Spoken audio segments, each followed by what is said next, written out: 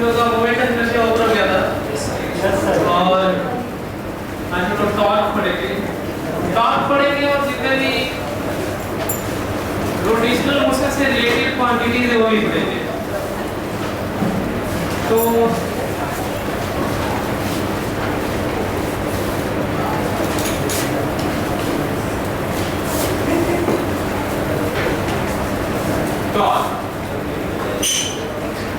Torque लिखो। ये analogy है, एनालॉगस है। ये लीनियर मोमेंटम की तरह, लीनियर रिलेशन की तरह चेंज होता है। जैसे मोमेंटम में रेट ऑफ चेंज को फोर्स कहते हैं, वैसे ही एंगुलर मोमेंटम में चेंज को टॉर्क कहते हैं। छोटा सा डेफिनेशन लिखो। Rate of change in angular momentum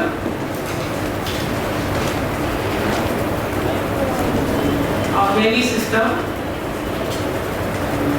rate of change in angular momentum of any system with respect to time, rate of change in angular momentum of any system with respect to time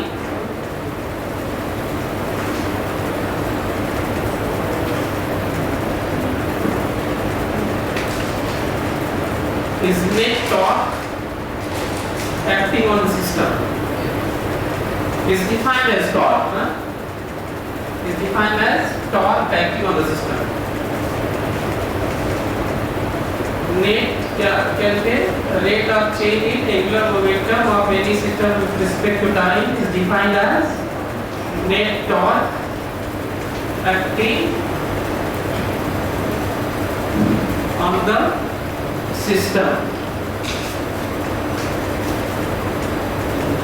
Every torque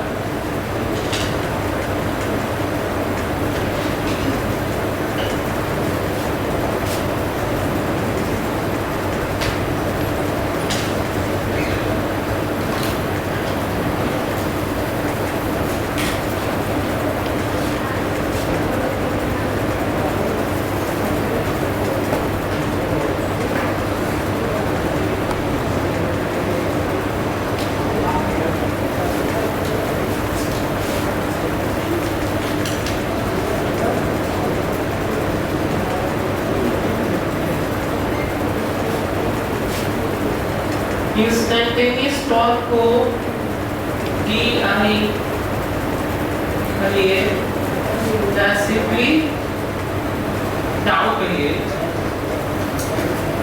delta L by delta T limit delta T tending to 0। This whole expression is known as DA by DT। यहाँ पे L angular momentum एक vector quantity है।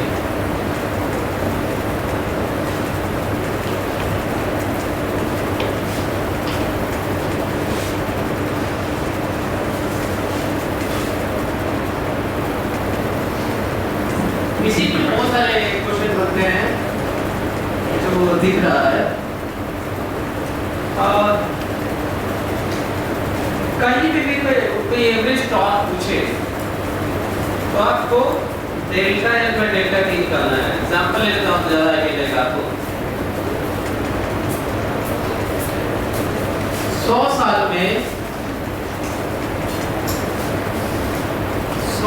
में अर्थ का time period rotation का 24 घंटा होता है। उसमें से 1 सेकेंड कम हो जाता है ना, 1 सेकेंड कम हो जाता है 100 साल। कोई ग्लेशियर पिघलने से हो रहा होगा, कुछ मोमेंटम जैसे चेंज होने से कुछ तो हो रहा होगा। चाहे बाहर से एक्सटर्नल फोर्सेस एटमॉस्फेयर में लग रहे होंगे, कुछ चीजें आ जा रहे, एस्ट्रॉइड आ जा रहे होंगे, कुछ और प्रभाव हो रहा होगा। तो बताना है कि एवरेज टॉर्क का कितना है।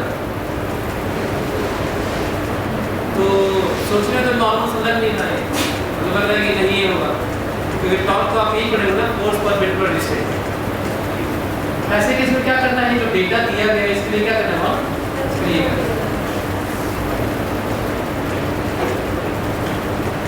Final angular momentum minus initial angular momentum और टाइम टेकिंग कितना है 100 साल। अच्छा कई लोग सोचते हैं कि वो जो 1 सेकंड कम हुआ है वही होना है, वो तो 1 सेकंड भी कम हुआ है ना, कितने दिनों में चेंज हुआ है 1 सेकंड वाला यहाँ है, वो इस ओमेगा में आएगा ना। अर्थ का मास दिया रहेगा, अर्थ को सॉलिड स्फीयर मानना है, तो यदि हम लोग मोमेंट ऑफ इनर्शिया अपने एक्सिस के वक्त ना माने तो इसको ऐसे नहीं लिख सकते हैं, यदि मोमेंट ऑफ इनर्शिया चेंज ना माने ऐसे।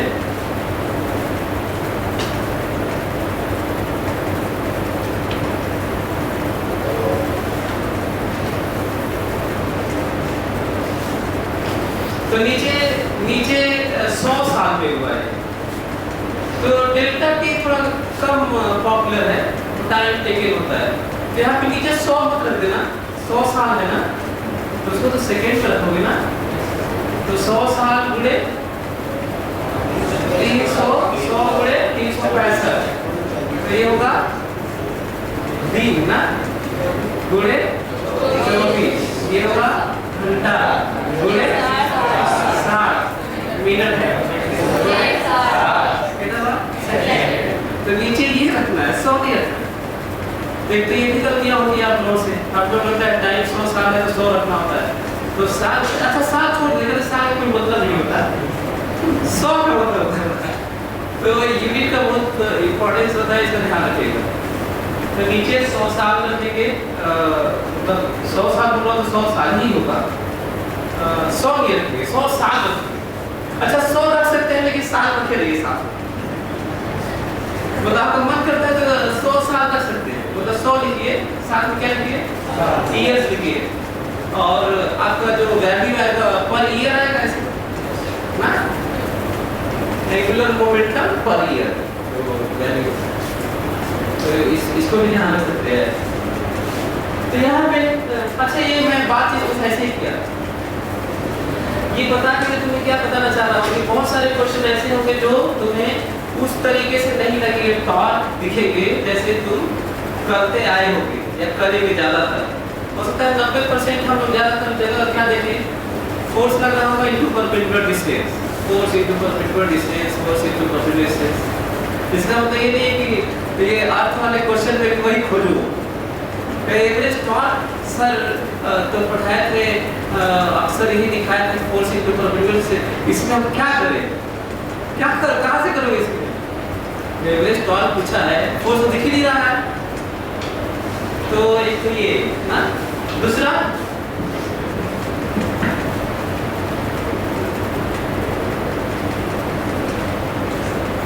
इसके आगे बढ़ता हूं मैं,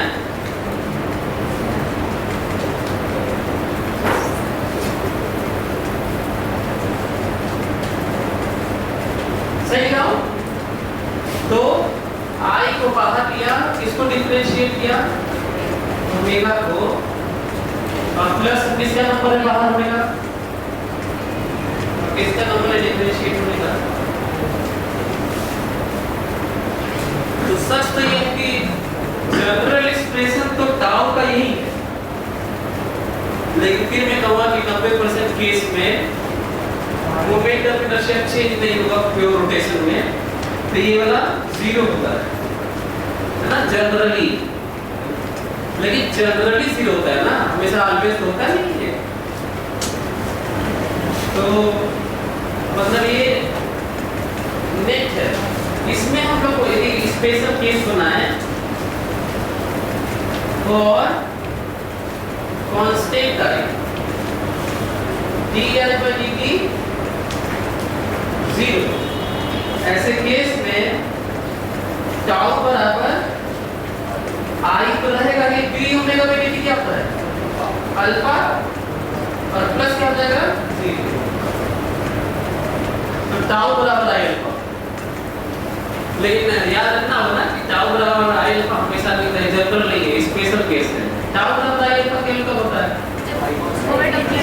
जब आई कांस्टेंट होता है, जब आई आई कांस्टेंट होगा तभी टाउ बराबर आई अल्फा होगा, और आई 90% से ज़्यादा केस में कांस्टेंट ही रहेगा। ठीक है, तो कई चीज़ें ध्यान देनी होगी, क्योंकि पीछे के जितने भी चैप्टर्स पढ़े हो सब तो है रहेगा इसमें, इसका अपना भी बहुत कुछ रहेगा, और कठिन इसको डायरेक्शन भी बनाता है, और खासकर क्रॉस प्रोडक्ट से डिफाइन चीज़ें कठिन भी होती है, तो इसमें रोटेशनल प्लस और क्रॉसिंग प्रोडक्ट से आता भी है, इसलिए और कठिन बना देता है इसको। तो डॉट प्रोडक्ट रहता है थोड़ा आसान भी रहता है, कोई स्कैलर दे देता है, तो लिख लीजिए इसको यूज करेंगे हम लोग।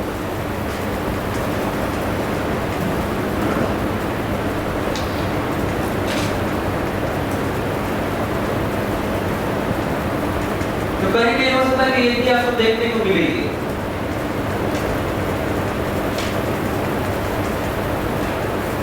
अच्छा, कहीं पे ये भी हो सकता है कि ओमेगा कांस्टेंट को टॉर्क भी लग रहा हो, तो ओमेगा कांस्टेंट को, और क्या बदल रहा हो आई, तो भी नेट टॉर्क।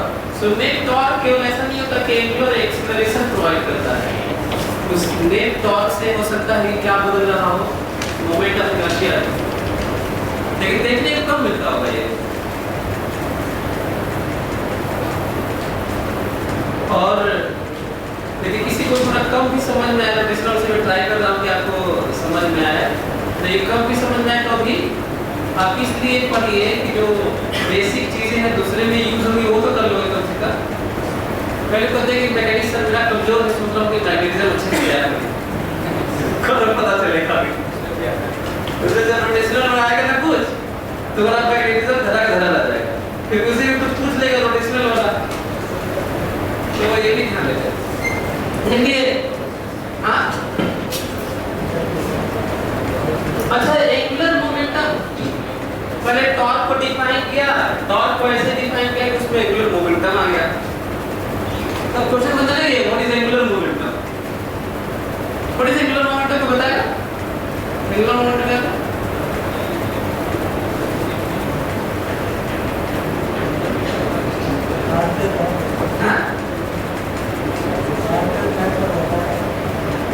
जानते हुए बता नहीं सकते, बता नहीं पाते। अच्छा ये इसमें हमेशा जो क्रॉस प्रोडक्ट से सारी चीजें, चाहे वो टॉर्क हो, एंगुलर मोमेंटम हो, एंगुलर वेलोसिटी हो, एंगुलर एक्सेलरेशन हो, ये सारी चीजें मोमेंट ऑफ इनर्शिया हालांकि वेक्टर नहीं है, लेकिन फिर भी उसमें परपेंडिकुलर डिस्टेंस होता है, उसका स्क्वायर होता है, तो सब में मोमेंट लेते हैं, तो moment of momentum is known as what, angular moment के मोमेंटम को क्या कहते हैं, मोमेंटम के मोमेंट को क्या कहते हैं, फोर्स के मोमेंट को क्या कहते हैं, टॉर्क, जो अभी नहीं लिखा होगा, तो अभी अगले वाले पार्ट में फिर से आएगा, अगले वाले पार्ट में फिर से करेंगे, तो इसको चेक करते हैं, ये जो टॉर्क पढ़ रहे थे थोड़ा सा बदलाव करते हैं, और एंगुलर मोमेंटम को भी थोड़ा डिफाइन कर लेते हैं।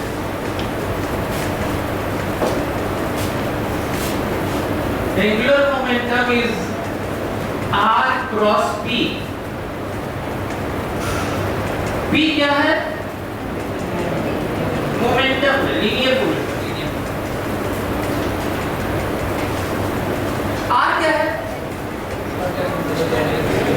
पोजीशन डिस्टेंस थोड़ी है, r वेक्टर है, r वेक्टर क्या है, कहां से है ये, अच्छा पोजीशन वेक्टर तो बिना किसी डिफरेंस होता नहीं होगा, तो कहां से है ये, इस एक्सिस के अबाउट एंगुलर मोमेंटम माना है, कोई कहे कि बताइए इस फैन का, इस पार्टिकल का एंगुलर मोमेंटम बताइए, तो किसके अबाउट मोमेंटम से बताइए, टॉर्क बताइए किसके अबाउट, अच्छा किसी पार्टिकल को एक बस जा रही है उसका एंगुलर वेलोसिटी बताइए, किसके अबाउट, हाँ वही किसके रिस्पेक्ट में, तो बहुत जरूरी है कि ये किसके अबाउट है ना, तो जिसके अबाउट आप एंगुलर मोमेंटम चाहते हैं वहां से पोजीशन डिफाइन है, और जो मोमेंटम है वो तो मोमेंटम है, तो ये इसे क्या कहते हैं, मोमेंट ऑफ मोमेंटम बोलते हैं, क्या होता है इसको, तो moment of momentum is known as what, angular, लिख एंगुलर मोमेंटम का थोड़ा सा ले सकते हैं।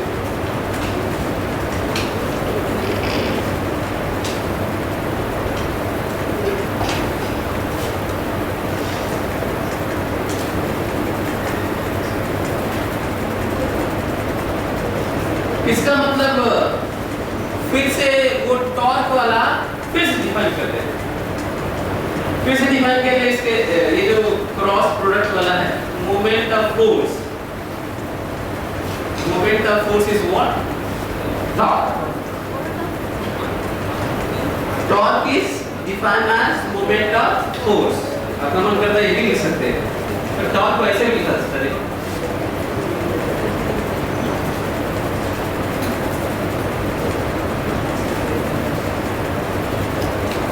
तो फोर्स तो फोर्स है, आर क्या है? पोजीशन है। किसका पोजीशन? हाँ नहीं, किसके रिस्पेक्ट में पूछना, किसका पोजीशन, किस यहाँ पे तो पार्टिकल का है। फोर्स जिस पार्टिकल को लग रहा है जहाँ पर, जिस particle point of application of force, particle point of application of force है ये पोजीशन। किसके रिस्पेक्ट में है? जिसके रिस्पेक्ट में टॉर्क निकालना है। कितने के रिस्पेक्ट में टॉर्क निकाल सकते हैं? किसी भी रिस्पेक्ट, इनफाइनाइट पॉइंट के अबाउट में निकाल सकते हैं। So this moment of force about any point of axis is known as what? Torque.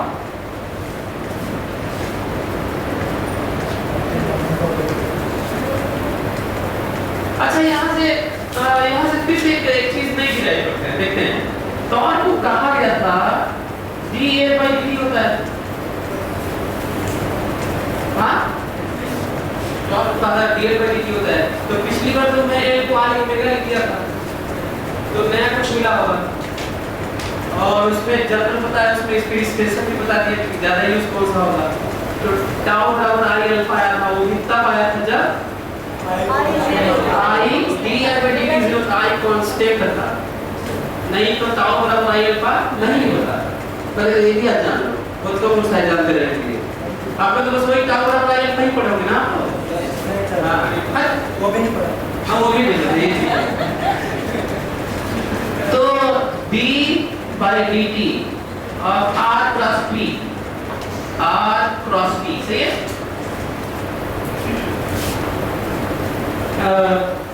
पहले किसको बाहर किया? r और क्रॉस किसको डिफरेंशिएट किया? p को। और किसका नंबर है बाहर रहेगा? p का। और किसको डिफरेंशिएट किया?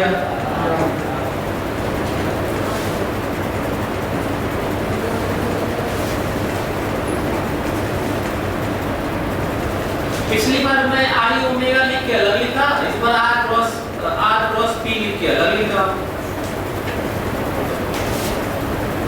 तो टाउ बराबर r क्रॉस dt में dt क्या होता है? n होता है। Rate of change in momentum और लीनियर मोमेंटम।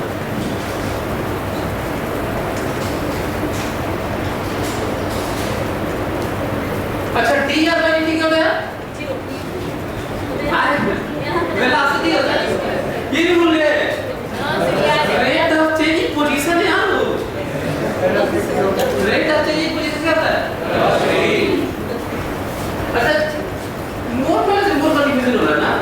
इतना ही नॉलेज बढ़ता जाता उतना ही धीरे-धीरे कई चीज दिक्कत भी कर रहा होगा। आप बेसिक भूल रहा होगा। जबकि यही से शुरुआत होती है पोजीशन और वेलोसिटी। ये भी लिख लीजिए। ये तो बड़ी मुश्किल से देखे भी होंगे कहीं तो। देखे थे क्या? आज ही देखे होंगे। अभी भी तारा बदल। अच्छा ये सब सारी चीजें पूछी जाती है, सब थ्योरेटिकल अभी चीजें चल रही हैं। प्रैक्टिकल अभी आएगी। ये देखो प्रैक्टिकल के लिए बढ़िया भी होगी। क्या? कितने में छोड़ तो नहीं लेते? कुछ छोड़ तो नहीं माने? पिंक पेन है क्या? चोरी कर ली। पिंक पेन है क्या? पिंक पेन है। पिंक पेन है। क्या नाम है? दे दीजिए। आपने दे दीजिए।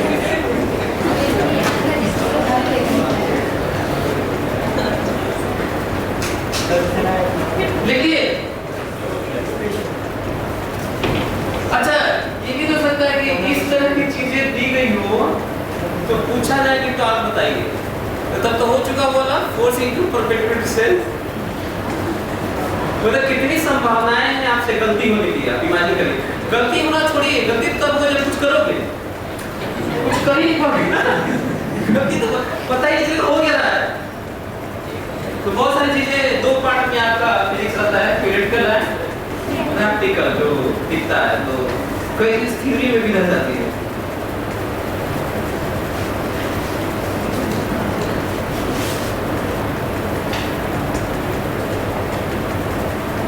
लिखिए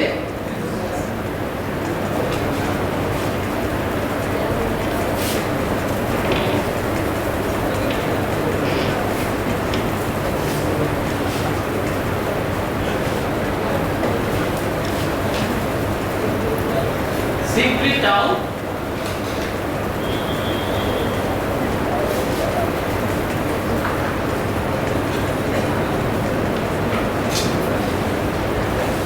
sin theta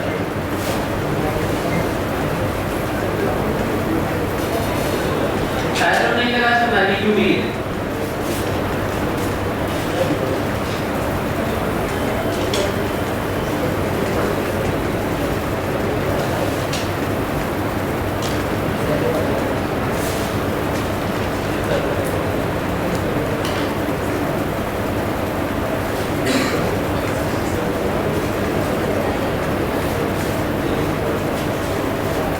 इसे बोलते हैं line of action of force बोलते हैं।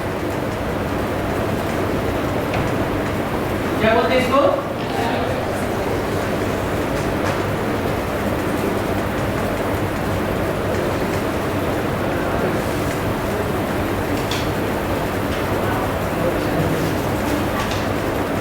Line of action of force.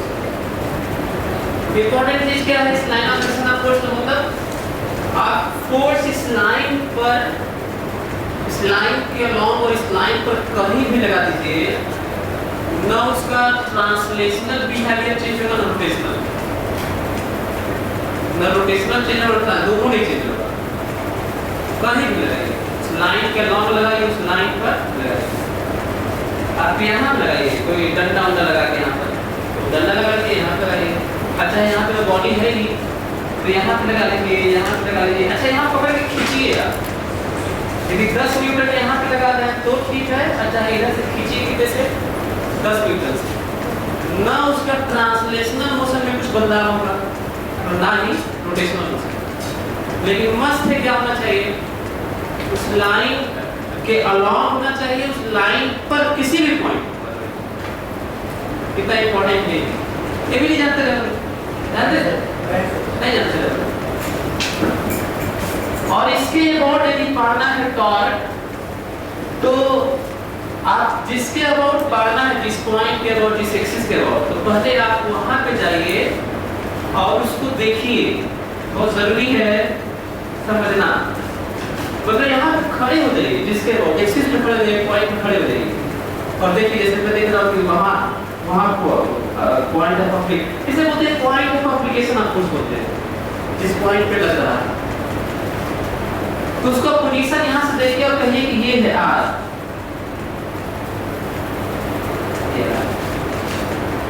ऐसे बनाना होगा, जिसके अबाउट पढ़ना है वहां से लाइन खींचिए, एरो बनाइए, जाके एक्सिस पर और पॉइंट पे खड़े रहिए, कहिए कि वहां फोर्स लग रहा है, ये आर है। वहां फोर्स लग रहा है, ये आर है। अच्छा वहां फोर्स लग रहा है, इधर लग रहा है, तो भी ये आर है। बहुत सारे लोग आर भी नहीं समझ पाते ठीक से। तो कहां से लाइन खींचना है आपको? जिसके अबाउट पढ़ना है वहां से लाइन खींचना है। कहां तक खींचना है? जिस पॉइंट पर फोर्स लग रहा है। और एरो किधर बनाना है? From axis two point. Arrow किधर बनाना है? और आर का मैग्नीट्यूड है ये दूरी और डायरेक्शन ये है। देखो आर को आगे भी बढ़ा लो, इस आर को आगे बढ़ा सकते हो। यहाँ पे आर वही है, ये भी आर वही है, ये भी आर वही है। आगे ये भी यहाँ पे भी आ रहा है, क्योंकि शिफ्ट करने से वेक्टर बदलता नहीं है। तो मैं भी फिलहाल इसको आगे बढ़ा के डायरेक्शन दिखाया।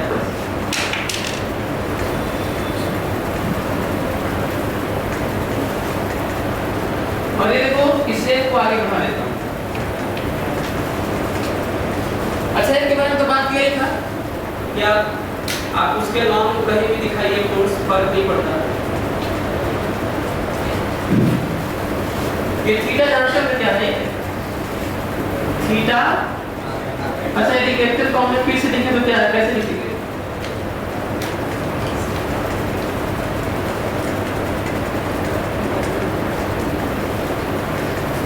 अच्छा ऐसे ऐसे और ऐसे लिखने में क्या अंतर होता है? ऐसे और ऐसे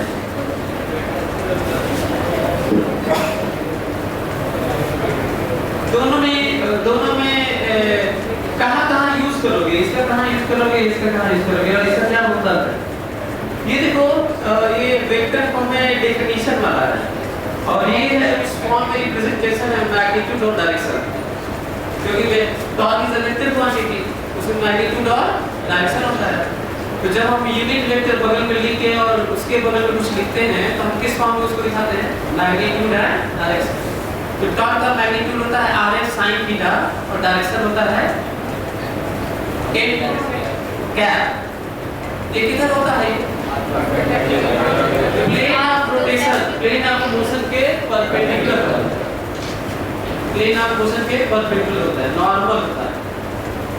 देखिए समझना था। दूसरा ये थीटा क्या है? r और s के बीच का एंगल है। ये देखो एंगल। अच्छा यही थीटा ये भी है देखो। और ये दूरी कितनी है? r है। ये तो वेक्टर फॉर्म में लिखा था।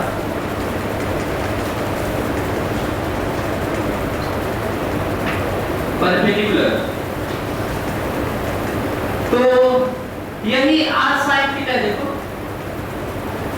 यदि ये थीटा है और ये परपेंडिकुलर है तो इस ट्रायंगल में देखो ये r sin थीटा है, ये r cos थीटा है, तो तुम्हें r sin थीटा चाहिए देखो।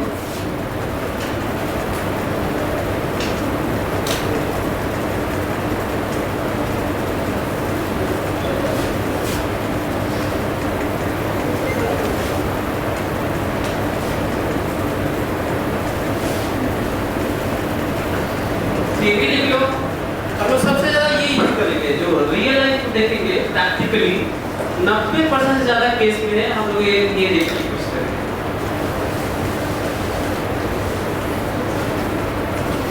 लेकिन ये कब नहीं दिखेगा? जानते हो ये कब यूज करोगे?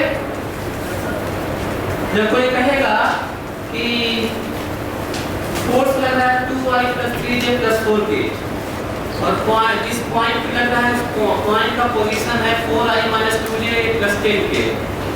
तो बताइए ओरिजिन के अबाउट टॉर्क कितना है? तो क्या करना होगा? r क्रॉस f करना होगा। कुछ भी नहीं दिखने वाला है ये, बल्कि फिजिक्स है ही नहीं जो क्वेश्चन है, प्योर मैथ्स है, फार्मूला लगाना है, फिजिक्स है ही नहीं। फिजिक्स में जब तक आप महसूस न करें चीजों को, और महसूस करने वाला पार्ट सबसे ज्यादा 1D में होता होगा, थोड़ा कमजोर पड़ता होगा 2D में, और 3D में कमजोर नहीं पड़ता है, गायब हो जाता है। अब सोच ही नहीं सकते टॉर्क कैसे लगता है उसको, किधर लग रहा है वो नहीं पता चलेगा, वो निकालने से जो जाएगा गिराएगा। लेकिन इसको जल्दी लिखो।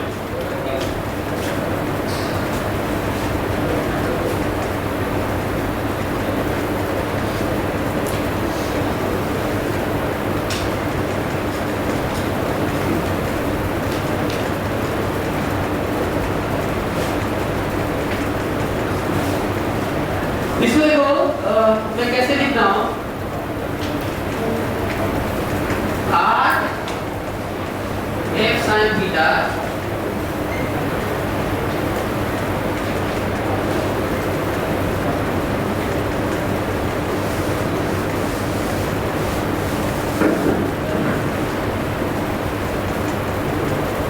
पूरा r मल्टीप्लाई करो, पूरा f मल्टीप्लाई करो तो sin थीटा भी मल्टीप्लाई करो, पूरा r मल्टीप्लाई करो ठीक है, पर f का कंपोनेंट मल्टीप्लाई करो। देखो f इधर लग रहा है तो इधर की तरफ है f cos थीटा और इधर की तरफ है f साइन थीटा। तो कौन सा मल्टीप्लाई करना था? जो r वेक्टर है उसे परपेंडिकुलर होगा। वैसे भी याद करो cross product dot product, cross product में रिजल्ट परपेंडिकुलर प्रोडक्ट होता है। दो वेक्टर का आपस में जो परपेंडिकुलर इफेक्ट होता है वो प्रोडक्ट होता है, और डॉट प्रोडक्ट में पैरेलल। पैरेलल किसे कहते हैं मालूम? देखो जिधर r है उधर ही f को तोड़ लो, इसे इसको प्रोडक्ट लेते तो उसे डॉट कहते हैं, और जिधर r है उसके परपेंडिकुलर f को तोड़ लो और प्रोडक्ट ले लो, उसे क्रॉस बोलते हैं। तो परपेंडिकुलर वाला है। तो कहीं आप इसका मतलब बॉडी को किसी पॉइंट के बाद रोटेट कराने की जिम्मेदारी कौन सा वाले फोर्स की होती है? r के अलोंग वाला कि r के परपेंडिकुलर वाला? हां परपेंडिकुलर। इमेजिन भी कर पा रहे होंगे। ये देखो जो f का जो एक cos थीटा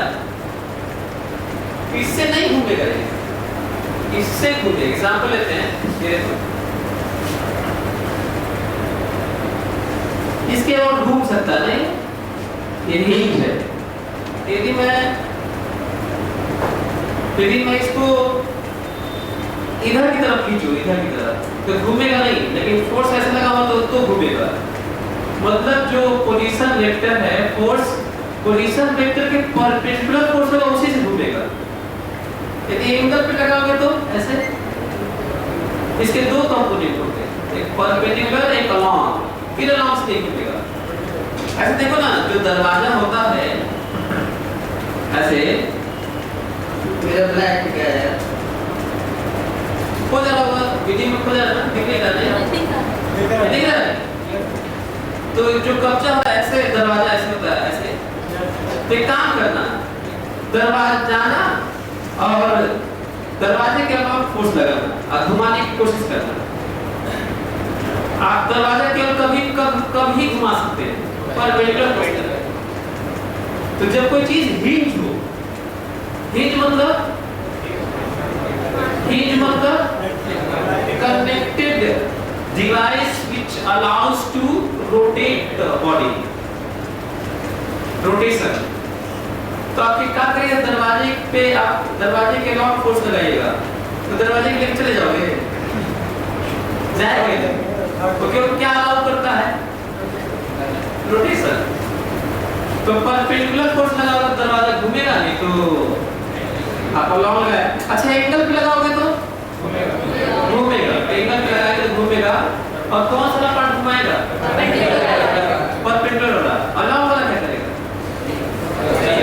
जो कब्जा है रोक देगा, जो हिंज है रोक देगा, क्योंकि वो आर के अलाउ ट्रांसलेटरी मोशन अलाउ ही नहीं करता। ये समझ में आया आप लोगों को? हाँ अच्छा, इसके बाद this is hinge ना, this point, this axis allows to rotate this body about this point। तो हम लोग अक्सर अब ये अच्छा सेंस वाली बात कर लेते हैं। हमेशा कैसे करेंगे वो देखो, बहुत इंपॉर्टेंट है। टॉर्क का डायरेक्शन, एंगुलर मोमेंटम का डायरेक्शन, एंगुलर वेलोसिटी का डायरेक्शन, एंगुलर एक्सेलरेशन का डायरेक्शन, ये सब का डिफरेंशियल एंगुलर डिस्प्लेसमेंट का डायरेक्शन। तो हम लोग हमेशा पहले डिफाइन करेंगे। एक तो दो तरीके से कर सकते हैं। यदि हम लोग यहाँ पे जाएं, फॉर्मूला देखिए, अपने 4 फिंगर्स को यहाँ से शुरू करेंगे एक्सिस से और यहाँ पे पहुंचेंगे, ऐसे उसको आर को कर देंगे, ऐसे इस पॉइंट पर आगे बढ़ जाएंगे। एक ही जगह से आर और एफ दोनों दिखाया गया हो। तो अपने 4 फिंगर्स को किधर करेंगे? आर के अलॉन्ग, और सेकेंड वेक्टर की तरफ टर्न करेंगे आर। अच्छा कोई लोग करते हैं ऐसे, सर ये देखिए आर, तो आप कैसे करें इसे? तो आर को आर की तरफ करते हुए कर्ल का डायरेक्शन कितने डायरेक्शन में मोड़ सकते हैं? कर्ल का इनफाइनाइट चारों तरफ देखो, ऐसे मोड़ सकते हैं, ऐसे मोड़ सकते हैं, ऐसे मोड़ सकते हैं, ऐसे मोड़ सकते हैं, ऐसे मोड़ सकते हैं। अच्छा आर देखो ऐसे ही है, देखो आर ऐसे ऐसे हो सकते हैं, ऐसे हो सकते हैं। आर भरी है, फिर मैं क्यों ऐसा बोल रहा हूँ कि आप करना सीखिए। तो जिधर एक है उधर मोड़ने के लिए आपको ऐसे करना होगा, ये कैसे करके बैठे हुए हैं। अब जब इधर, अच्छा जब उधर एक तरफ जब आर वाला कर लेते हैं ना, जब आर की तरफ करते हैं तो मोड़ने टाइप कर नहीं पाते हैं, और जब मोड़ने टाइप करते हैं तो इधर चले जाते हैं। कहते आप क्या करते हैं, क्या करें, कैसे कैसे मोड़े। तो आर के लॉन्ग रखते हुए आप ऐसे करिए और ऐसा करिए कि आपने एक तरफ मोड़ पाए, तो जो थंब का डायरेक्शन होगा वो टॉर्क का डायरेक्शन होगा।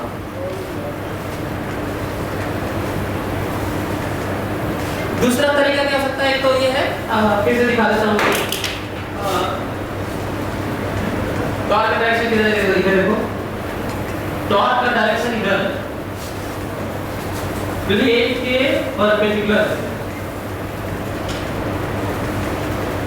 अच्छा इसको दूसरे तरीके से कैसे देख सकते हैं वो देखो, हमेशा एक यहाँ पे लग रहा होगा तो भी पीछे आ जाओ, line of action of force याद रखो।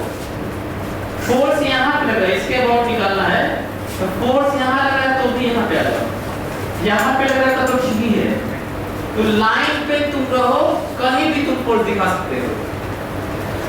तो सबसे पहले ये चूज करो कि किसके अबाउट निकालना है। ध्यान सुनो, ये इसके अबाउट निकालना है और इसको सेंटर मान के घुमा दो सर्कल की तरफ।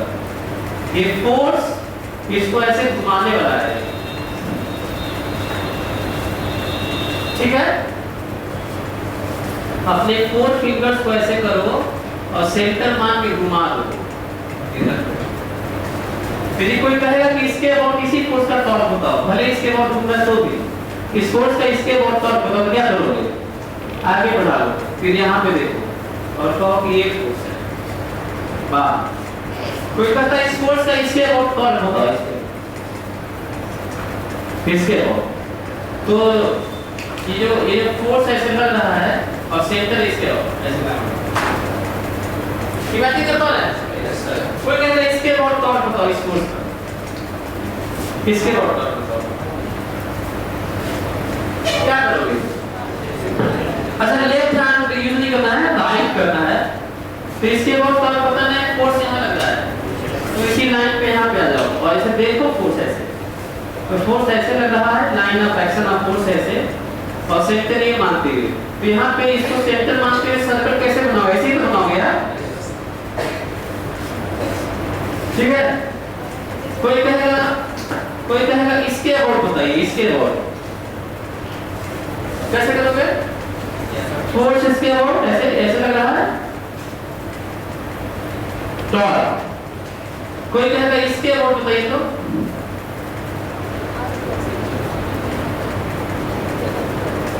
अरे फोर्स वहां लग रहा है, देखो मैं पीछे आ गया,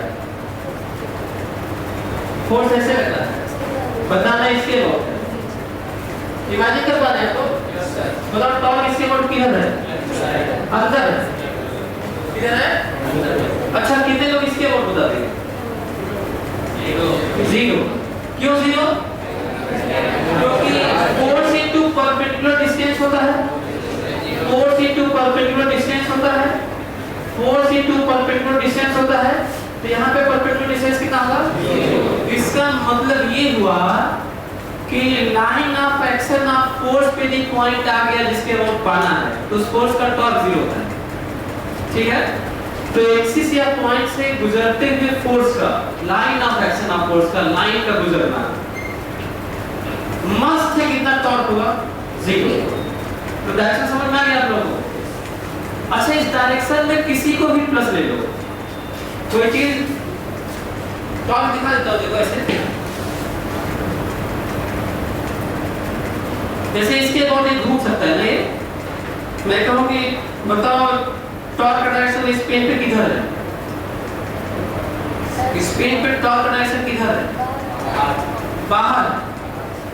अब किधर है ये बताओ, हाँ अंदर, तो बाहर वाले को प्लस मान लो, ठीक है, तो जो अंदर वाला हो गया माइनस हो जाएगा, चाहे अंदर वाले को प्लस मान लो, तुम्हारे ऊपर है। और जो राइट हैंड थंब रूल है स्क्रू रूल भी बोलते हैं इसको। आप देखे होंगे जब पेच जो होता है, स्क्रू जो होता है, उसको यदि आप ऐसे कसेंगे ऐसे तो अंदर जाता है ऐसे, और ऐसे करेंगे तो बाहर आता है, देखे हैं? तो जब आप उसको जो सेंस देते हैं ना घुमाने वाला, मान ऐसे घुमा रहे हैं तो इसको ऐसे कहेंगे तो अंदर जाता है। एक्सियल मोशन यही राइट हैंड थंब रूल से होता है, चाहे नट बोल्ट भी हो, उसका स्क्रू का हो चाहे नट का हो। अच्छा, ये जो अंदर जाता है उसको बोल्ट बोलते हैं कि नट बोलते हैं? बोल्ट होता है कि नट? नट होता है शायद। और जिसके अंदर जा रहा है एक्सिस के अंदर से बोल्ट बोलते हैं, लेकिन ऐसा लगता है जैसे वो बोल्ट होता होगा, सोचने में लगता है। तो नट बोल्ट में भी जब आप ऐसे कसते हैं ऐसे ऐसे ऐसे तो किधर की तरफ मोशन करता है? एक्सियल अंदर। और जब ऐसे खोलते हैं तो बाहर। जो एक्सियल मोशन होता है, एक्सियल समझ रहे हो? This is plane of rotation और दिस इज एक्सियल मोशन। तो जो एक्सियल मोशन होता है वो डायरेक्शन टॉर्क का होता है, एंगुलर वेलोसिटी का होता है, ये समझना होगा।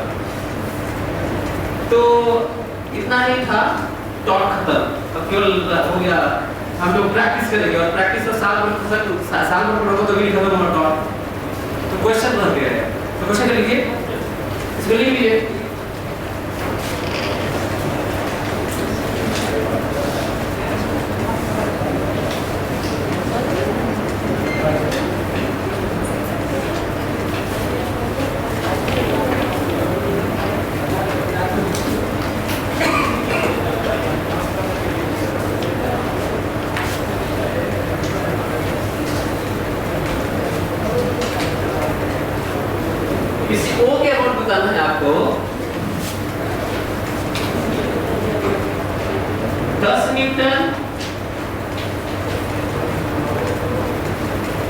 दूरी है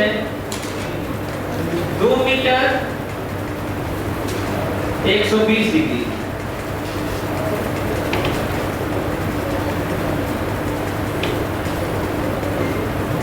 मीटर दूरी है 4 मीटर 150 डिग्री।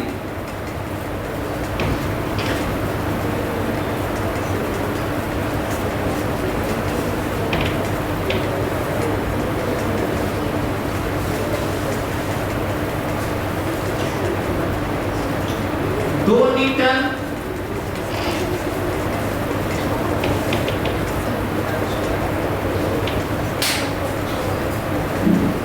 3 मीटर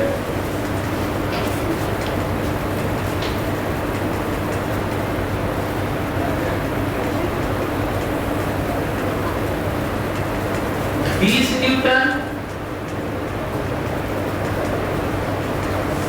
2 मीटर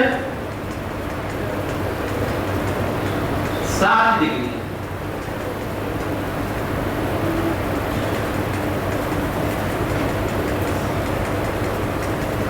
चार metre 1 metre. Find torque about O.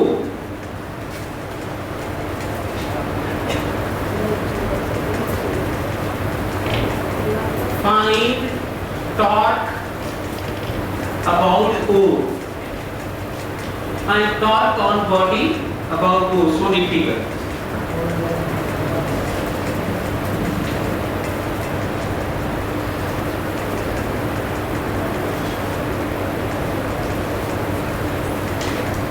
Find torque on body about O shown in figure. ऐसे भी लिख सकता है कि this body is free to rotate about hinge point O, then find torque on it. ऐसे case में by default हम जिस point के about hinge होता है उसी के about निकालते हैं। तो कई बार ये नहीं बताता है कि मोमेंटम इनर्शिया इसके बहुत होता ही है, हालांकि गलत है, लेकिन कुछ चीजें बाय डिफॉल्ट होती है तो मान लेना चाहिए। फिर कहेंगे टॉर्क इस पे कितना लग रहा है, दरवाजे पर टॉर्क कितना लग रहा है। तो पहला क्वेश्चन होना चाहिए था कि भाई किसके अबाउट पता है, लेकिन वो नहीं दे रहा है तो क्या मानेंगे, बाय डिफॉल्ट हिंज का अबाउट, जो जिसके अबाउट दरवाजा घूम सकता है। हालांकि मेरे नजर में तो गलत क्वेश्चन है ये, लेकिन कई चीजें बाय डिफॉल्ट होती हैं तो उसको मान के चलिए।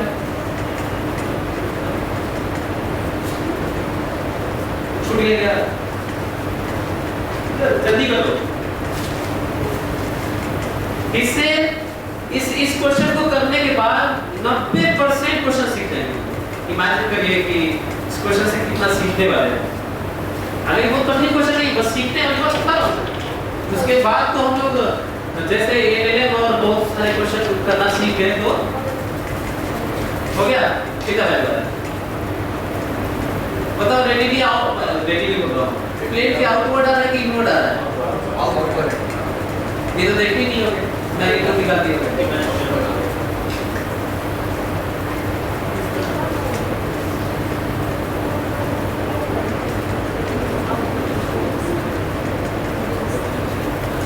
कभी-कभी कैसे क्वेश्चन देते हैं पता है, देखो ऐसे देते हैं क्वेश्चन में करें कि देखो भाई अच्छा बगल में बना के दे, कहते हैं ये रहा x और ये रहा y। तो पहले तो ये जानो कि इसके ऊपर जो टॉर्क आएगा या तो कुछ k आएगा या माइनस k आएगा, पहले तो ये जानो। क्यों आएगा समझ में आ रहा है? क्यों आएगा देख लो। यदि ये पूरा बॉडी ऐसे घूमने वाला होगा, ऐसे इसके अबाउट ऐसे, तो प्लस k आएगा, अभी ऐसे घूमने वाला होगा तो माइनस क्या आएगा, पहले तो ये जान लो। इसका मतलब कहीं आईजे लिखा है तो गलत है। आज तो तुम यही सीख लो, डायरेक्शन सीख लो यार। एक प्लेन ऑफ मोशन सारे पॉइंट्स का किस प्लेन में होने वाला है? xy plane. किस प्लेन में? ये है o o। अच्छा ये सब दूरी यहाँ से है यार, ये है ना, ये o दूरी सब यहाँ से, ठीक है। अलग-अलग दूरी लिख दिया मैं, तो सब एक जगह से यहाँ से दूरी है। तो देखते हैं ना, टॉर्क मैग्नीट्यूड डायरेक्शन लिखना होगा तो बाद में साइन के साथ, ध्यान सुन लो। मैं ये लिखता हूँ, ये वाला कैसे करूँगा देखो, कैसे ज्यादा आसान है। वो सब फार्मूला रखना मत लगाना, फोर्स इनटू परपेंडिकुलर डिस्टेंस। इसको आगे बढ़ाओ, ऐसे परपेंडिकुलर लाइन खींचो और कहो कि 120 डिग्री है तो कितना डिग्री है? 60 डिग्री है। और ये 2 मीटर है तो ये दूरी कितना होगा? 2 sin 60 होगा। कितना होगा? तो सबसे पहले क्या लिखेंगे, हर जगह ध्यान से सुनो, कहीं भी 90% क्वेश्चन कवर करने जा रहा हूं मैं, ये इस क्वेश्चन को बता के। सबसे पहले हम कंसीडर करेंगे किसको प्लस मानेंगे माइनस मानेंगे, पहले ये करेंगे। और खासकर जब ऐसा रहेगा तो नहीं करेंगे, तब तो प्लस के माइनस के वैसे ही है, बाहर प्लस के है। अब अपने मनमानी नहीं कर सकते कि माना के अंदर माइनस के है।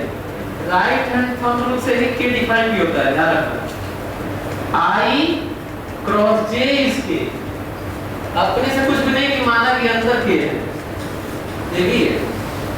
तो माना कि ये नहीं दिया है तो फ्रीडम है कि प्लस क्या माइनस मानेंगे।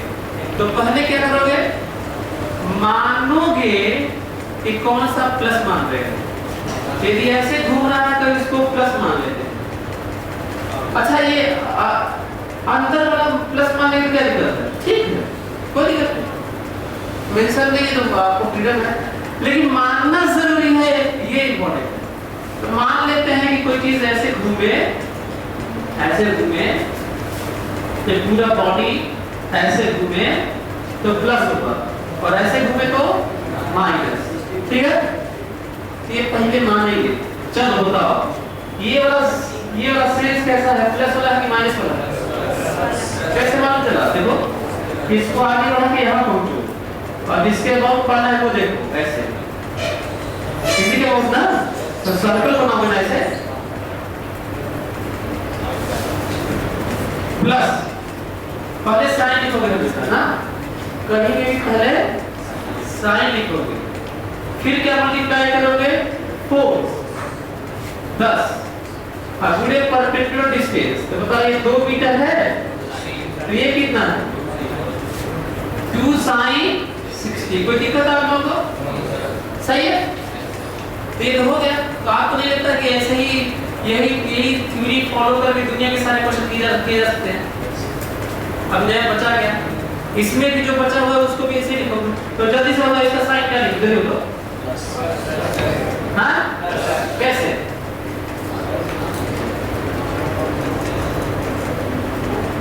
ना ऐसे, तो यहाँ पे लगा हुआ है तो यहाँ पे आ जाएगा थोड़ा सहूलियत के लिए। फर्क तो पड़ता नहीं है, लाइन ऑफ एक्शन आपको याद है ना? यहाँ पे लगने का मतलब यहाँ पे भी लगना होता है, यहाँ पे भी कहीं पे भी लगाइए, उसमें लाइन होना चाहिए और डायरेक्शन होना चाहिए। लाइन पर पॉइंट होना चाहिए और डायरेक्शन वही होना चाहिए। तो यहाँ तो जल्दी से बताओ, जब ऐसे फोर्स लग रहा है और इस पॉइंट को तो सर्कल ऐसे माने ना, तो प्लस की माइनस फोर्स कितना 12। अगले परपेंडिकुलर डिस्टेंस देखो 150 है, तो ये कितना है 30 और कितना मीटर है? तो ये परपेंडिकुलर डिस्टेंस कितना होगा बता दो? 4 sin 30, बोलो 4 sin 30। चलो ये बताओ, कई बार सर इसमें तो दूरी दी ही नहीं है, तो कैसे काम होगा? तुम्हें जो दूरी चाहिए तो दिया ही है, हर बार थोड़ी करोगे, रटना थोड़ी है कि सर बताए थे जिस एक्सिस के अबाउट पढ़ना है वहां से point of application of force की दूरी और then line of action of force पर ड्रॉ करो। तो वो सर बल्कि तो तुम्हारा हेड तो क्या है वो बल जल्दी बताओ, साइन बताओ क्या लिखूं? प्लस या माइनस? प्लस। क्यों प्लस? यहाँ लग रहा है तो यहाँ आ जाओ, हाँ और इसके अबाउट पढ़ना है फोर्स, इसके अबाउट घूमेगा ना ऐसे बाहर, प्लस फोर्स बताओ कितना 2, परपेंडिकुलर डिस्टेंस बताओ हो गया। एक और आसान, चलो ये बताओ माइनस साइन तो क्या लिखो? माइनस। क्यों माइनस? ये line of action of force है ना, तो इसके अबाउट बताना है, इसके अबाउट। तो यहाँ पे आ जाओ, ऐसे फोर्स देखो, ऐसे इसके अबाउट बताना है। तो ऐसे ही ऐसे फोर्स तो ऐसे ना घुमा के सर्कल या सेंस बोलते हैं, क्या बोलते हैं? सेंस ऑफ रोटेशन बोलते हैं। फोर्स एक्सिस सेंस, तो बताओ किधर? ऐसे ना, अंदर प्लस की minus? Minus. Sign then value of force then perpendicular distance. Perpendicular distance यही ना, line of action of force आगे पीछे बढ़ा लो और यहाँ से परपेंडिकुलर ड्रॉ करो। 60 डिग्री है, 2 मीटर है, बताओ ये कितना है? 2 sin 60 कितना है? अच्छा हाँ ये लोग भूल गए, प्लस लिखिए चाहे माइनस लिखिए, फोर्स लिखिए इनटू परपेंडिकुलर डिस्टेंस 0। कोई दिक्कत आप लोगों को? अच्छा क्यों 0 ही होगा? अच्छा ऐसे रहेगा तो इसको दूरी देने की भी जरूरत नहीं थी, हैं? अच्छा इसको फोर्स की भी देने की जरूरत नहीं थी, ये लिखता तो भी। तो बात क्या था, सब दूरी दिए ना फोर्स दिए, कैसे आएगा? तो अच्छी चीज है, 0 देने की जरूरत नहीं थी।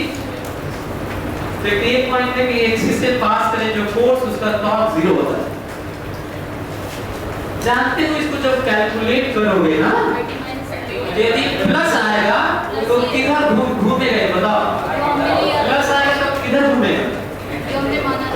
ऐसे घूमेगा। हमें नहीं मालूम है कि प्लस आएगा कि माइनस आएगा, बस बता रहा हूं। प्लस आएगा तो किधर घूमेगा? ऐसे। अब माइनस आएगा तो ऐसे। और यदि 0 आ गया तो नहीं घूमेगा। और ये घूमना नहीं घूमना मैं किसको लेके बोलता हूँ? शुरू में 0 है एंगुलर वेलोसिटी, ऐसा नहीं है। देखो मान लो शुरू में वेलोसिटी दे दिए और घूमना ये फोर्सेस दे रहे हैं, तो वेलोसिटी अलग होती है और अल्फा अलग होता है। फिलहाल मैं रेस्ट में माना हूँ और घूमना शुरू होने वाली बात है, तब की बात कर रहा हूँ। जल्दी से प्लस आएगा, जल्दी प्लस आ रहा है। Yes sir. इसके मतलब किधर घूमेगा बताओ? सीख गए आप लोग? तो यदि मैं कहूँ कि मैग्नीट्यूड नहीं दिया है, मान लो ऐसे फोटो बना है और उधर ये बताइए टॉप कितना लग रहा है, तो कुछ आई दिया है, कुछ जे दिया है, कुछ के दिया है, कुछ माइनस के दिया है, तो कैलकुलेट कर लिए और प्लस आ गया तो बहुत ज्यादा। अब ये भी कैलकुलेट कर लिए प्लस आ गया है, पहले तो दो ठो कैंसिल हो गया ऐसे ही, आई और जे वाला, के और माइनस के वाला सही है, तो कैसे लिखो के माइनस के कौन सा वाला सही है? प्लस के सही है। क्यों प्लस के सही है? देखिए आप पहले से बाहर ना प्लस के, तो ये भी मैं बता रहा हूं कि हो सकता है कि आई जे के में लिखा हो इसी क्वेश्चन का फोटो ये बना, तो बहुत कूल होके चीजों को देखना है, ऑब्जर्व करना है, ना कि घबराना है। चीजें कठिन नहीं होती, हम उसे कठिन बना लेते हैं, समझते नहीं है ना उसको और प्रैक्टिस भी नहीं किया। जैसे मैं बताया पार्ट वाला, तो आपसे क्यों नहीं होगा? क्योंकि आप तो प्रैक्टिस यही वाला करेंगे, 90% ज्यादा तो यही पढ़ोगे, तो लोग 100% नहीं पढ़ते हैं, तो जो 100% नहीं पढ़ता होगा उसके लिए दिक्कत होगा ना पार्ट वाला। जबकि जो जो इक्वेशन और जो जो चीजें हैं सब लीनियर की तरह है। चलो जल्दी से देखता हूं कितने लोग बता पाते हैं। यदि O के अबाउट मैं मोमेंट ऑफ इनर्शिया दे दिया होता 2 kg मीटर स्क्वायर, तो यदि O के अबाउट ये इस अजीब से बॉडी का दे दिया होता कितना 2 kg मीटर स्क्वायर, तो क्या अल्फा बता दोगे? बता दो इसे अल्फा क्या लिखोगे तो आएगा टाउ बराबर आएगा।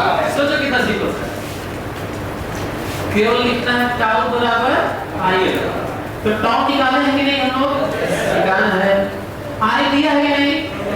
ये टाउ बराबर आएगा बिल्कुल सिमिलर टू F बराबर ma है।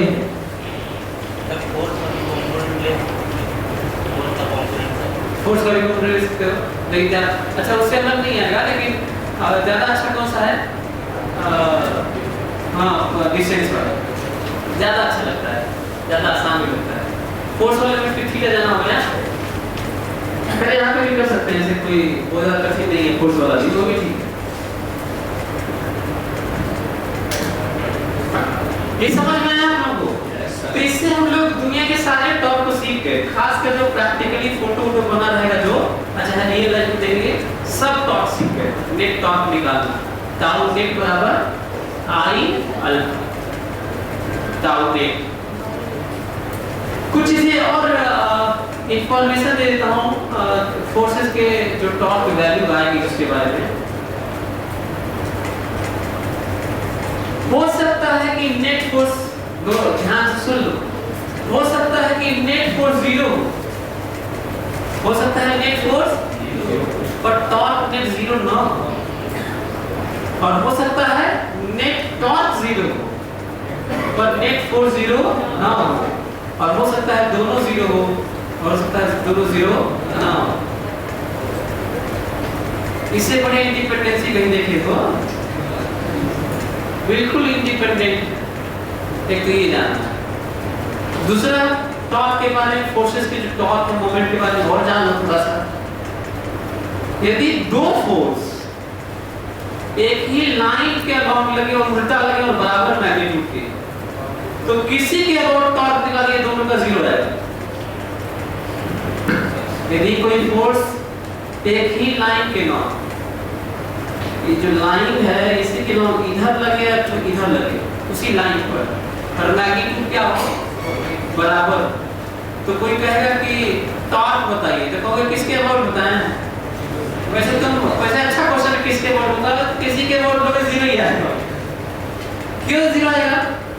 क्योंकि जिसके अबाउट भी लोगे एक का प्लस आ जाएगा तो एक का उतना ही माइनस है।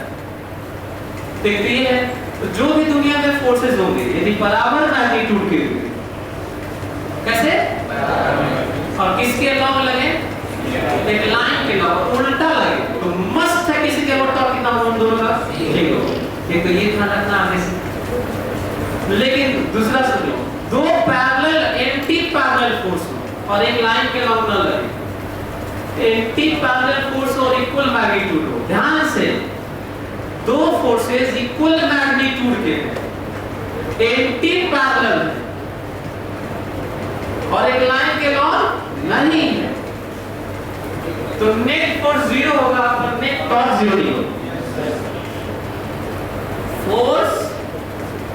फोर्स मैग्नीट्यूड बराबर और एंटी पैरेलल, तो नेट फोर्स बॉडी पर कितना होगा जीरो, पर नेट टॉर्क जीरो नहीं होगा।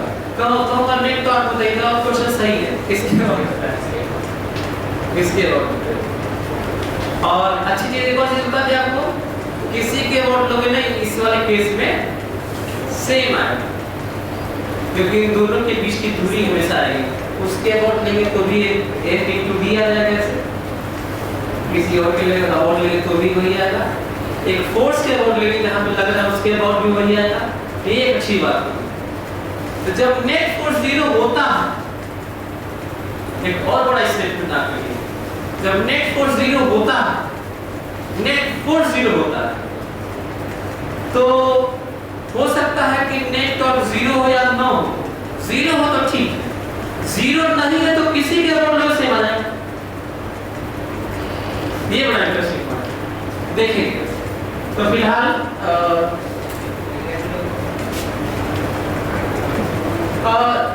लेकिन वो पैरेलल एंटी पैरेलल का फोर्स मैग्नीट्यूड बराबर होगी, उसकी बात यदि ऐसा है तो, यदि इस तरह की कपलिंग इस तरह का कपल है तो चलिए हमको लग रहा है कि यदि नेट जीरो हो रहा है तो हो सकता है कि सही में किसी के वोट सेम आए।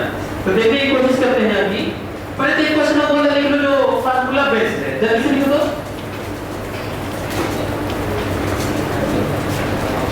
एक तो फार्मूला बेस्ड वाला क्वेश्चन लिखो जो प्योर मैथ्स फिजिक्स है। Find torque of a force, find torque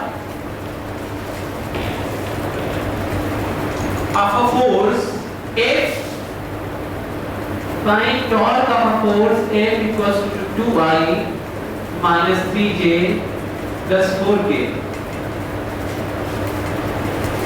Find torque of a force F 2I minus 3J plus 4K acting at a point of position vector 4I plus J minus 2K acting at a point। अच्छा ये हवा में तो force तो हवा में तो लगता नहीं है, तो ये भी पूछने की जरूरत नहीं है सर कहाँ लग रहा है कैसे लग रहा है, जरूर ये किसी बॉडी पर लग रहा होगा, लेकिन बातचीत नहीं हुई उस बॉडी की, बॉडी पर ही लग रहा होगा, ये किसी ऑब्जेक्ट पर लग रहा होगा, पर इंटरेस्टेड नहीं। So acting at a point of position vector this, then find to लिख दियो, acting at a point of position vector this about पहला point पहला part origin और दूसरा about this r0 3I minus J minus K।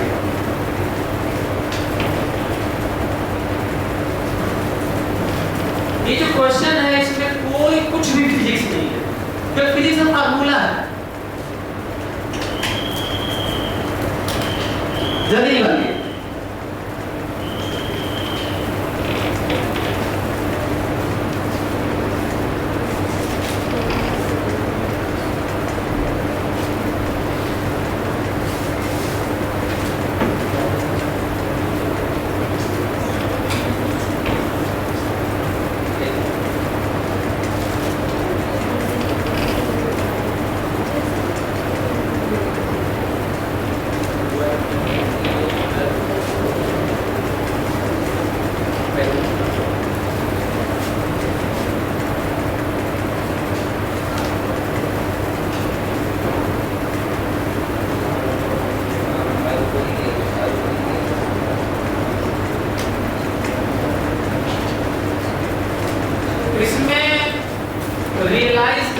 Imagine करने का कुछ भी नहीं है, कोई प्रैक्टिकल इस तरह का एप्लीकेशन दिमाग में आ ही नहीं सकता।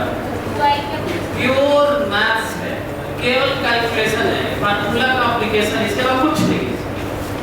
इसको मैथ्स में बहुत ज्यादा अच्छा है। तो आप निकाले हम लोग पहला वाला किए हुए, तो आप लोगों को मिला होगा टाउ बराबर r क्रॉस h मिला। i j k लोग जल्दी में क्या करते मालूम है? पहले एक वाला लिखा था, पहले एक लिखा था, देखो ना क्वेश्चन में, तो पहले एक वाला लिख देते हैं डिटरमिनेंट पे मैट्रिक्स। ये नहीं करना है, पहले कौन सा लिखना है? r वाला,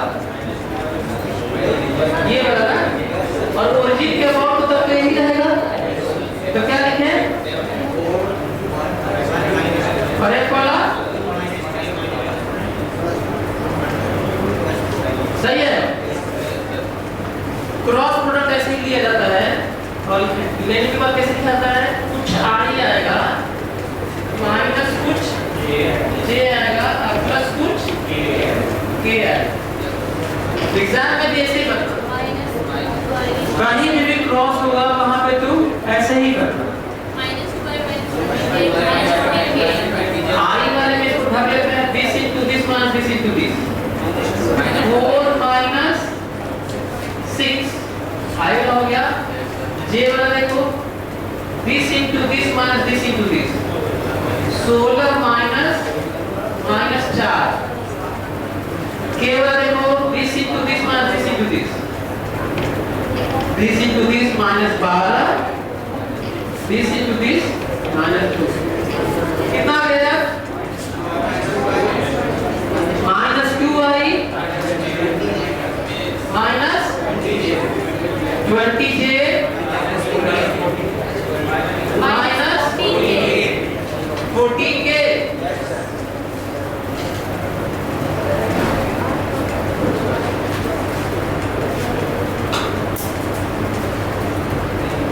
हो सकता है IJK में ना दिया हो, मैग्नीट्यूड दिया हो, क्या करो? इसका मैग्नीट्यूड ले लेना, इसका मैग्नीट्यूड ले लेना।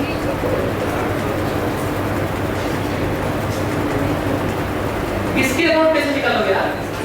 माइनस कर देंगे। प्रैक्टिकल एप्लीकेशन है, फिर भी मैं ट्राई करता हूँ कि आपको बताऊँ। देखो ऐसे है,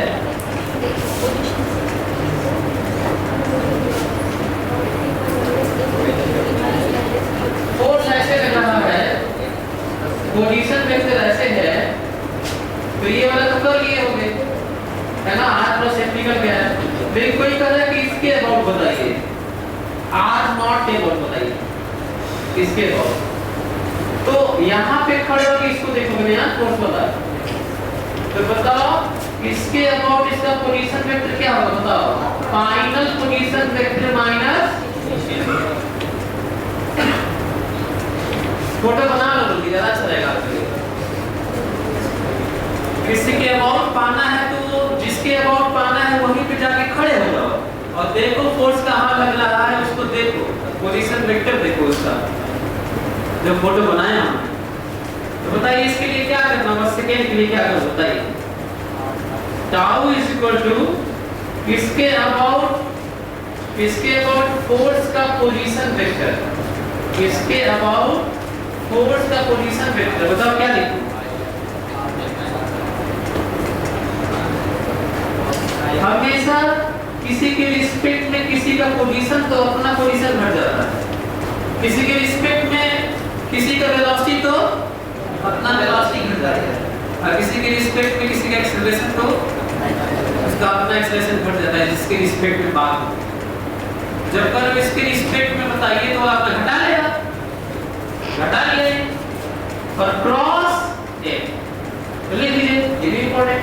जल्दी निकाल कर इसका मेरे कितना कल ये पहले से कर लिए क्या है, पढ़ाते हैं इस पर बढ़िया रिजल्ट आने वाला है। कई लोग तो सुन कैसे खराब होगा कि सर ऐसा मत बोलिए, बढ़िया तो आ ही नहीं सकता ना हमारा।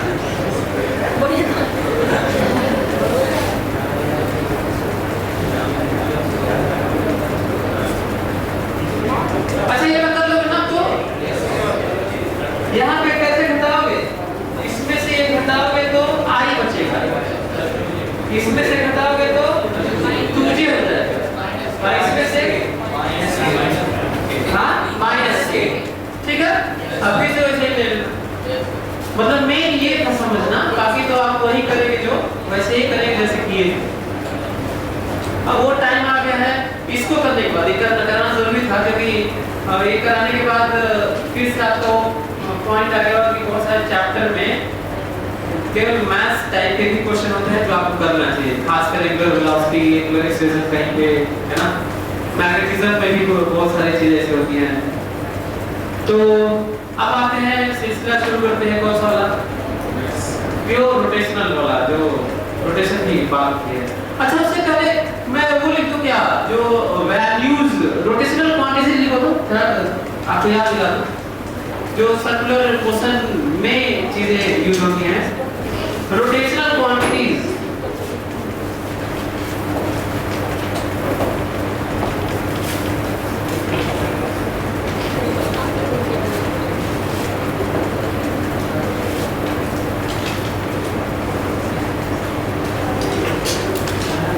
Theta angular displacement, omega angular velocity, alpha angular acceleration.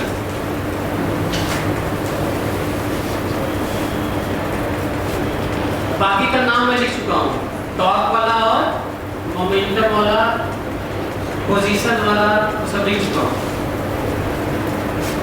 यदि ऐसा है तो ये देखो फार्मूले में किस तरह से चीजें यूज होती हैं।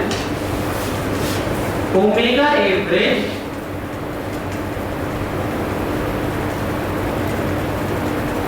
Average delta theta by delta T, ये मानते हैं वैसे वेक्टर क्वांटिटी की तरह ट्रीट नहीं होता।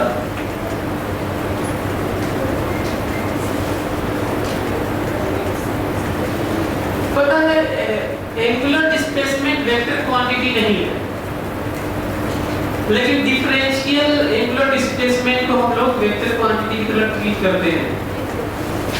यहाँ पे वैसे मैं लिखा हूँ तो ऐसा लग रहा है कि वेक्टर क्वांटिटी ही है, ये मानते हुए लिखा हूँ कि बड़ा खतरनाक डायरेक्शन चेंज नहीं हो रहा है, लेकिन फिर भी आपका क्वेश्चन होना चाहिए कि सर एंगुलर डिस्प्लेसमेंट यहाँ पे वेक्टर लिखते हैं कि वेक्टर क्यों नहीं बोल रहे हैं। तो इसका रीजन है, यहाँ पे मैं वेक्टर की तरह ट्रीट कर रहा हूँ इसको डिफाइन करने के लिए, मानते हुए कि थीटा का डायरेक्शन बहुत भयंकर तरीके से बदल नहीं रहा है। यदि वो बदल रहा होगा तो वेक्टर क्वांटिटी की तरह ट्रीट नहीं होगा, क्योंकि ट्रायंगल लॉ ऑफ एडिशन को फॉलो नहीं करता। देखो कैसे वेक्टर एडिशन में याद करो होता है something plus something plus something head हो गए, तो नेट होता है इनिशियल टू फाइनल ना, ये होता है। लेकिन जरा देखिए तो इधर थीटा समथिंग, तो चेंज देखिए इसमें जो ट्रायंगल लॉ ऑफ एडिशन होता है ऐसे। तो जो थीटा दिख रहा है आपको एंगुलर डिस्प्लेसमेंट वाला, π/2 दिस, यदि मैं इसको x मानूं, इसको y मानूं, इसको z मानूं, जरा देखिए दिस डिस्प्लेसमेंट π/2j, समझ में आ रहा है?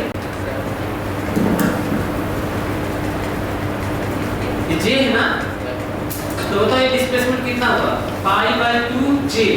अच्छा फिर से देखो, अगर दो डिस्प्लेसमेंट दिखा दो, दिस दिस, देखो दिस दिस, तो ये इनिशियल डिस्प्लेसमेंट कितना हुआ, π/2j। इसे π/2j समझ में आ रहा है? अच्छा ये वाला मतलब कितना, π/2k है,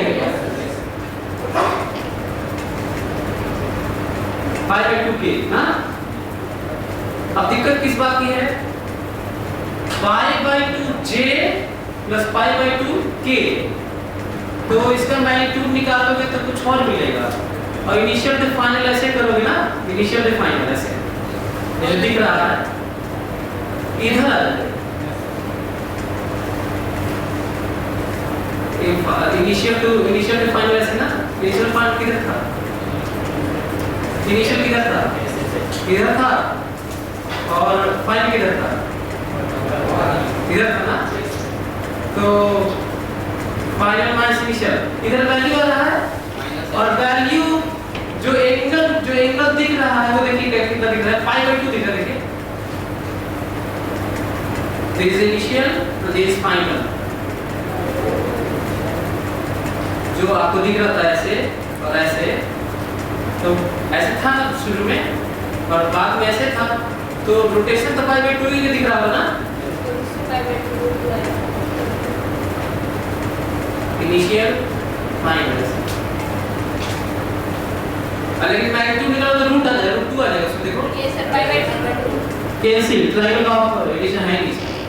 तो इसलिए हम लोग क्या कहते हैं, रेगुलर डिस्प्लेसमेंट इसको फॉलो नहीं करता और वेक्टर क्वांटिटी नहीं है। लेकिन ये मैं मान के चल रहा हूँ कि कोई चीज ऐसे घूम रही है, तो ऐसे मतलब एंगल ऐसे या एंगल ऐसे, ये नहीं कि ऐसे ऐसे ऐसे ऐसे ऐसे ऐसे खूब हो रहा है, ये इसमें मान के नहीं चलता। दूसरा, यदि एवरेज निकाले तो इंस्टेंटेनियस देखिए,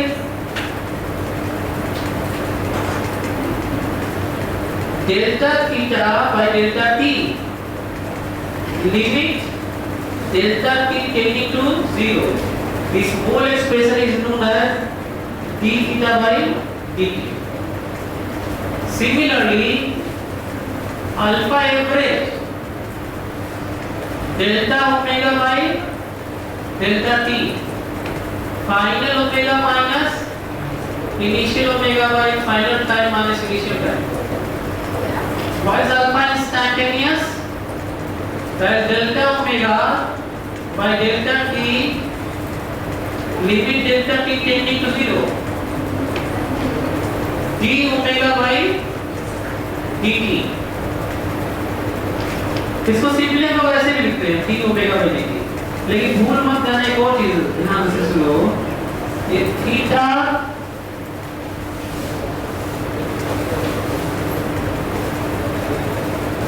omega d omega by d theta भी होता है। सोचो कितना सिमिलर है। ए को कैसे डिफाइन की थी लीनियर में, याद है? a बराबर dv by dt था, याद है? a बराबर क्या है? तो a की जगह क्या लिखना होता है? अल्फा, और v की जगह और t की जगह तो t ही रहेगा। तो यहाँ याद करो कि इसकी जगह एक और होता है, वहाँ पे था dv by ds था, तो यहाँ पे क्या हो गया? v की जगह omega d omega by d theta. इसका मतलब जो भी तुम लीनियर में पढ़ लो, जहां टाइम है तो रहने देना, लेकिन जहां s है वहां क्या लिख लो? थीटा, और v की जगह और a की जगह। अब पूरा फार्मूला, पूरा क्वेश्चन, सारा ग्राफ, सारा वैल्यू, सारा कैलकुलेशन, सारा रिजल्ट, सारा इसका जो रियल मीनिंग है इतना सिमिलर है। इसका मतलब जितना भी ट्रांसलेशनल क्वेश्चन और लीनियर क्वेश्चन पढ़े, एक कॉपी पर जाती है, तो उसको पूरा का पूरा किसका भी माना जा सकता है? रेगुलर का, मैं ये जानता हूं। नहीं तो सही में वो सारे क्वेश्चन दे के पढ़ाया जा सकता है। इसलिए क्वेश्चन आप देखते हो कि पूछो आप लोग से, पूछता हूँ पहले ये फॉर्मूला लिखो, तो एक और लिख दिया आप लोग, जल्दी से लिख लो, तो एक आधा तो रिलेट कर दूं, आप लोग अच्छा लगेगा।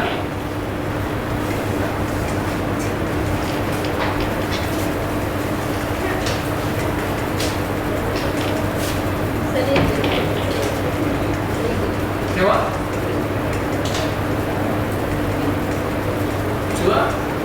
इसका ऊपर वाला खाली है, हेडिंग हो रहा है क्या? इसका ऊपर वाला खाली है, ऊपर में खाली हो गया।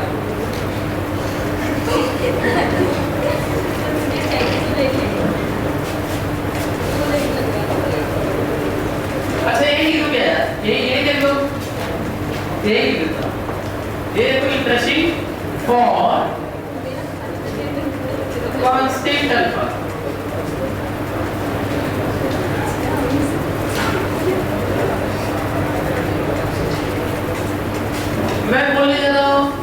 9वीं क्लास का जो रटे होंगे वो बोलने जा रहा हूँ, लिखूँ कौन सा वाला? एंगुलर वाला। ये देखो v बराबर u प्लस 80, s बराबर ut प्लस हाफ 80 स्क्वायर और v स्क्वायर बराबर u स्क्वायर प्लस 2as। इतना ज्यादा छोटा। यदि अल्फा कांस्टेंट है तो इतना सिमिलर है कि एक एक चीज सेम है। यहां तक देखिए कठिन क्वेश्चन को करने के लिए देखिए कितना सिमिलर है फंडामेंटल।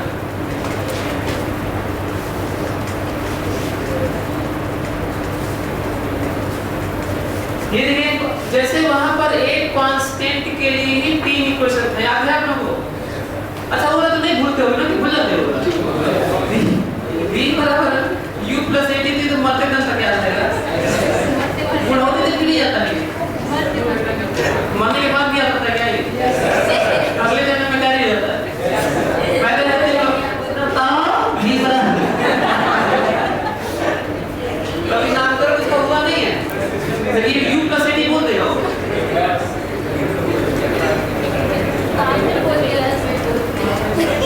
तो जिस तरह से एक कांस्टेंट के लिए 3 इक्वेशन यूज होता है, वैसे ही अल्फा कांस्टेंट के लिए 3 इक्वेशन यूज होता है। जिस तरह से वेरिएबल a के लिए वो 3 इक्वेशन यूज नहीं होता, वैसे ही वेरिएबल अल्फा के लिए आप यूज नहीं कर सकते। तो बहुत सारे क्वेश्चन में तो ये 90% क्वेश्चन में 10 जैसे वहां पे 90% क्वेश्चन में एक कांस्टेंट रहता है, उसी तरह से यहाँ पे भी 90% क्वेश्चन में अल्फा कांस्टेंट होता है, इसलिए 90% यूज होता है। कठिन क्वेश्चन 10% होता है, इसमें यूज नहीं होता, वहां पे यहाँ नहीं होता है। देखता हूँ इस पे क्वेश्चन पूछता हूँ, देखता हूँ आप लोग बता पाते हैं। एक फैन को स्विच ऑन किया गया और वो स्विच ऑन किया गया तो रेस्ट से ही शुरू हुआ, नहीं किया था तो आपको कैसे लेना था? कांस्टेंट एंगुलर वेलोसिटी से घूमना शुरू किया। What is ratio of angular rotation in first 2 seconds and next 2 seconds?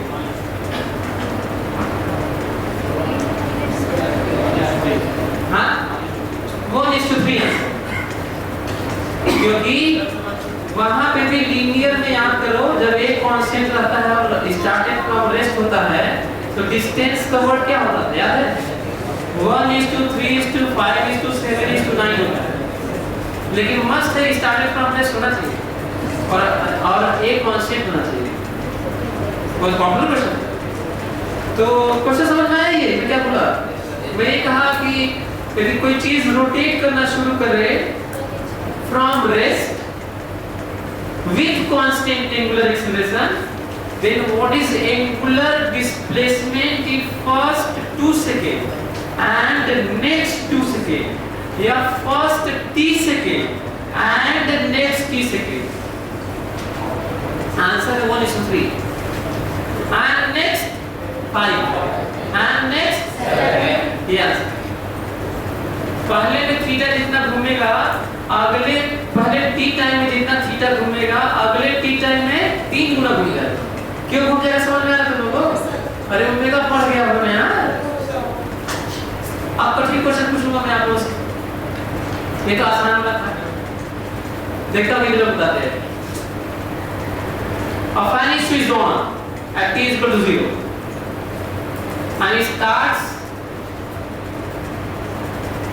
accelerating with constant rate. Then what is ratio of time to rotate first revolution and second revolution? 1:2 ये answer है 1:2 कौन सा वाला ये? जब हम किसी चीज को छोड़ देते हैं तो t टाइम देखो, t टाइम में इतना तो अगले t टाइम में 3, अगले पहले t टाइम में s होता है, छोड़ दो इसको, तो पहले t टाइम में s होता है तो अगले में 3s होता है और अगले में 5s और अगले में 7s। क्यों होता है समझ में आएगा होगा? तो यहाँ भी होता है।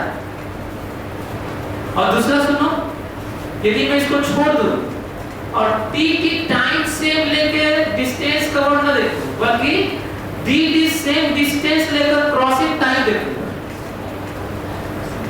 डी दूरी, देन डी दूरी, देन डी दूरी, देन डी दूरी, ऐसे डिस्टेंस ऐसे छोड़ दो तो क्रॉस करेगा ना डी डी, तो पहले टाइम ज्यादा लगेगा कि बाद में?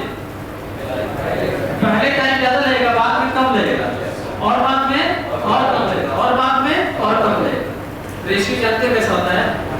ये 1:√2 - 1:√3 - √2 √4 - √3 ऐसे होता है। तो जब डी डी दूरी सेम होता है तो टाइम टेकन का रेशियो अलग होता है, और जब T T sign time same होता है तो डिस्टेंस कवर्ड का रेशियो होता है। यहाँ पे क्या चीज सेम होता है? पहला चक्कर कंप्लीट करने में और दूसरा चक्कर कंप्लीट करने में टाइम इंटरवल बताना था ना। इस बार तो डी की तरह थीटा ही तो सेम था 2π/2π। तो पहला चक्कर कंप्लीट करने में और दूसरा चक्कर कंप्लीट करने में रेशियो क्या होगा? 1:√2 - कहां से इतना जल्दी बता दिया? क्योंकि मैं किससे रिलेट कर रहा हूं? वर्किंग मोशन से। किससे? वर्किंग। और स्टार्टेड फ्रॉम दिस। रेशियो क्या होता है? डिस्टेंस कवर्ड का होता है सेम टाइम का, और होता है, और टाइम का क्या होता है यार?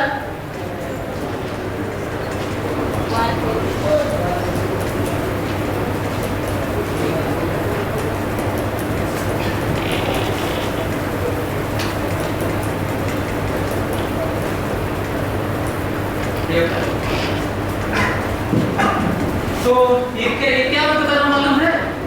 कोई पार्टिकल स्ट्रेट लाइन मोशन करे, स्टार्टेड फ्रॉम रेस्ट हो और कांस्टेंट एक्सेलरेशन हो, तो ऊपर वाला जो और लिखा हूं 1 3 5 7 9 11 ये है इक्वल टाइम इंटरवल में डिस्टेंस कवर्ड का रेशियो है, और नीचे वाला क्या है? इक्वल डिस्टेंसेस का कवर करने का टाइम इंटरवल का रेशियो। तो क्या रोटेशन में नहीं आएगा ये? ऐसे मैं चाहता हूं कि इस पे ये वाला तो मैं मान चल रहा हूं कि तो हो गया, लेकिन मैं चाहता हूं कि ये वाला एक क्वेश्चन किया जाए ना, ये वाला इस पे बेस। तो इसकी प्लानिंग कर लेते हैं थोड़ा इसके बारे में। ये बताओ कि यदि अल्फा वेरिएबल हो तो क्या ये तीनों लगा पाओगे? नहीं लगा पाओगे। और अल्फा डिपेंडेंट 99.99% क्या दिया जाएगा? तीन तरीके से अल्फा तीन चीजों पे डिपेंडेंट दिया जाएगा, थीटा पे, ओमेगा पे और टाइम पे। वैसे तो बहुत कुछ पे दिया जाता है, इनर्शिया पे डिपेंडेंट दूंगा,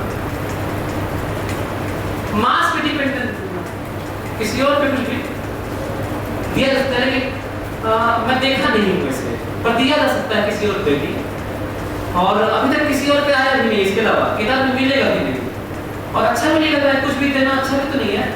मतलब कि जैसे मान लीजिए एक्सेलरेशन कोई ब्लॉक है सरकार की, पर एक ऐसा है कि नीचे से घिस रहा था, मास बदल रहा था, और उस मास डिपेंडेंट एक्सेलरेशन अच्छा नहीं लग रहा है।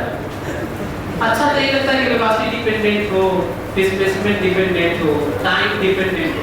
तो जैसा ए में देखने को मिला वैसे ओमेगा अल्फा में देखने को मिलेगा। तो ये है, तो करोगे कैसे? यदि alpha omega dependent, time dependent और थीटा डिपेंडेंट है तो करोगे कैसे? तो मैं बता रहा हूं। रिलेशन को देखने का तरीका होता है, याद है आप लोगों को? कोई भी रिलेशन दिया हुआ डिपेंडेंसी दी होगी तो कैसे देखते हैं उसको? या तो हम डिफरेंशिएट करना सोचते हैं या फिर इंटीग्रेट नहीं। डेफिनेशन पढ़ दे, डेफिनेशन है क्योंकि डेफिनेशन वाला याद नहीं रहता ना। तो इसके लिए मैं तो क्वेश्चन देके चेक करना चाहता हूं, आपको देखना चाहता हूं कि आप लोग को याद है कि नहीं। यदि मान लो, चेक करता हूं, ये रोटेशनल क्वांटिटीज दे दिया हूं। ये रही आपकी थाली, इसको दे दिए शुरू में ओमेगा नॉट, थाली जिसमें खाना खाते हुए जब तक थाली खाली रहती है मन करता है उसको नचाया करता कैसे नचाया तुम लोग अभी गाली भी पड़ी होगी मम्मी है देखा ये घिस देगा तोड़ देगा घिस देगा हिस्सा देगा ऐसे तो इमेजिन करिए डिस्क है थाली है उसको ऐसे नचा दिए अच्छा वो इस तरह इतना खतरनाक सर उसको मारते हैं ना सर साफ करते हैं कि ऊपर खड़ा होता है ऐसे नचा में तो कहीं इधर भागने फिर कहीं उठा लगे तो लौटा जाएगा तो ये मान के चलेंगे सब नहीं है सुन पाएंगे तो थाली को जब ऐसे नचा दोगे ना थोड़ी देर में रुक जाएगा उस पर टॉक लगेगा इमेजिन कर पा रहे हो थाली को ऐसे नचा देंगे ऐसे थोड़ी देर में रुक जाएगा और बहुत ही पॉपुलर क्वेश्चन है कि मैं म्यू दे दूं उसका पीरियड में मिल जाएगा आपको मैं म्यू दे दूं मास दे दूं ये सब दे दूं तो सही में कितना टॉर्क लग रहा है और कितने देर में रुकेगा ये क्वेश्चन बहुत अच्छा है टॉर्क कितना लग रहा है कितने देर में रुक जाएगा ये बहुत अच्छा क्वेश्चन है अब बहुत कठिन है पर टॉर्क ही नहीं निकल पाएगा आपसे तो बात भी करेंगे इसको क्योंकि जब थोड़ा लेवल हाई हो जाएगा तो करें फिलहाल मैं दे देता हूं अच्छा उसमें तो कांस्टेंट रिटार्डेशन होता है जो रहेगा लेकिन इसमें मैं दे देता हूं शुरू में ओमेगा नॉट से उसको रोटेट करा दिए छोड़ दिए थोड़ी देर में रुक गया अल्फा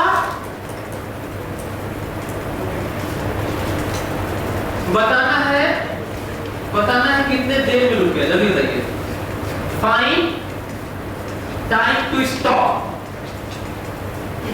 क्वेश्चन लिख लो ये फोटो बना लो अल्फा दे चुका हूं के पॉजिटिव कांस्टेंट है फाइंड टाइम टू स्टॉप तुम्हें उस चीज की प्रैक्टिस हो जाए एडवांस का है मान के चलो उस चीज की प्रैक्टिस हो जाए जब चीजें बदलती हुई होंगी तो वो तीन इक्वेशन यूज नहीं कर सकते थे और किससे रिलेट करके करोगे 1D से वन डायमेंशनल मोशन से रिलेट करते हुए करो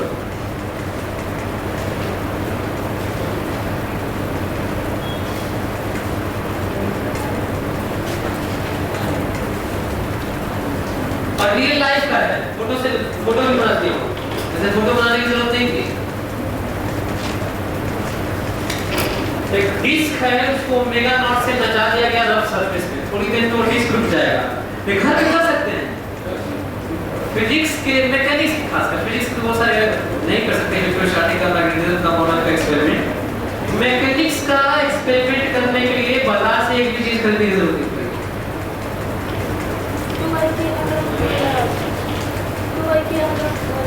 2 by k 100 ओमेगा नॉट देखिए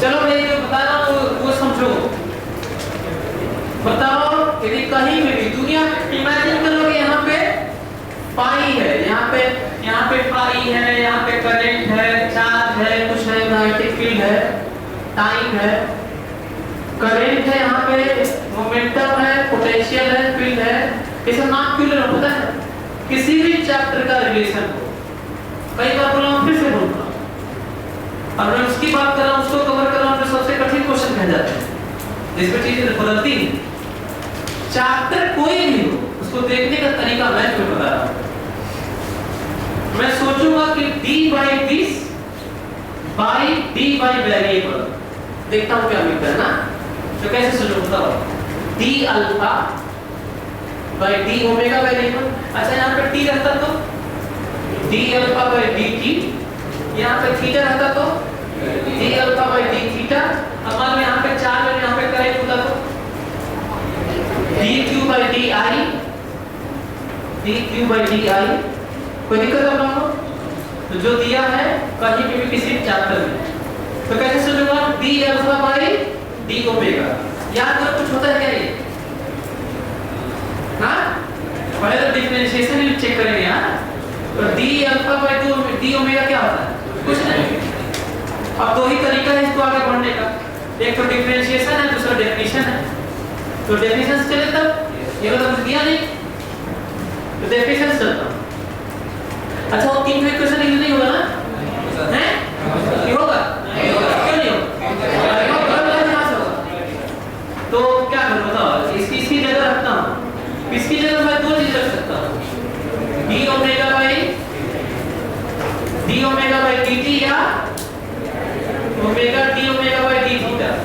बोलो, दो चीज रख सकता हूं,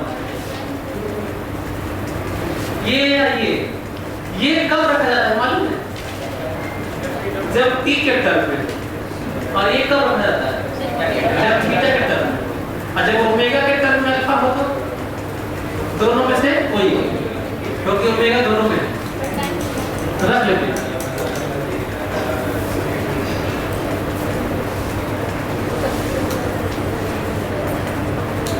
एक आइटम एक तरफ,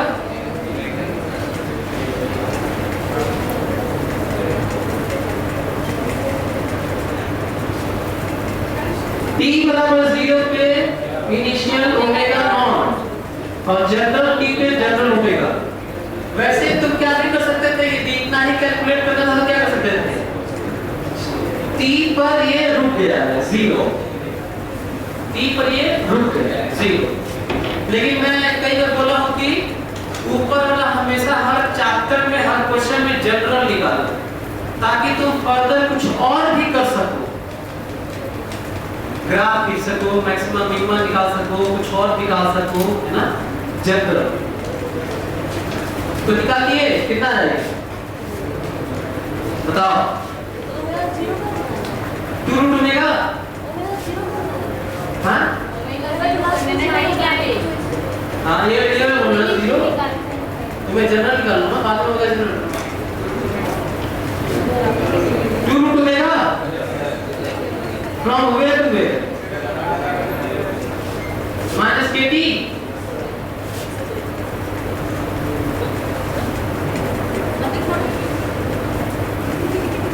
सच में यही रिलेशन है ना? यदि आपको पाना है, this is relation between what? Omega and time, बाकी ये सब कांस्टेंट है। इस रिश्ते का महत्व जानते हो तुम लोग? क्या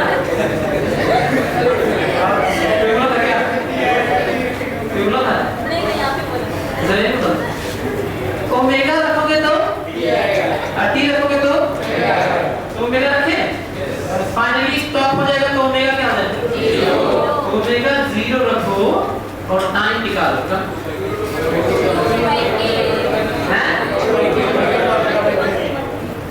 2 रूट ओमेगा नॉट बाई के, यही बता दो। कितू नहीं बताया? बताया थे ये। अच्छा, omega is a function of time, दिखा दो omega is a function of time, दिखा। Omega is a function of time, तो ओमेगा तो फ्री की तरफ ना हो यार, यही क्या है? गलत है, यही है।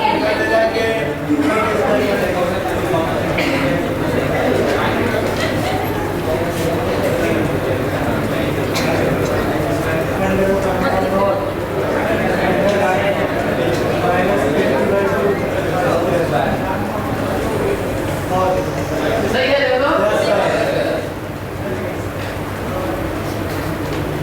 This omega is function of time. अरे कोई कहेगा कि इनिशियल जितने से नचाए तो उसका आधा ओमेगा होते होते कितना टाइम लगा है? क्या करोगे? यहाँ पे ओमेगा नॉट बाई 2, सही है?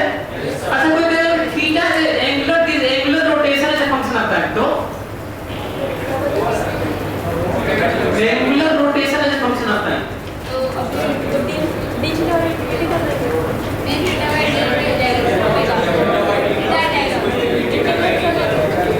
अच्छा ये यहाँ देखो, ये वाला देखता हूँ कि तुम समझ पाते हो। यदि मैं कहूँ कि जब उसका ओमेगा 1 रेडियन पर सेकंड था, कितना ओमेगा कितना था उसका? 1।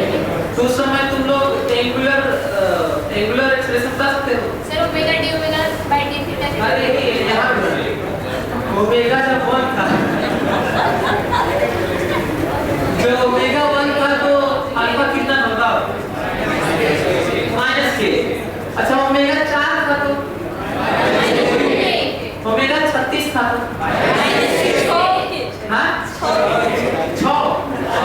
अच्छा, ओमेगा 0 था तो 0 ना?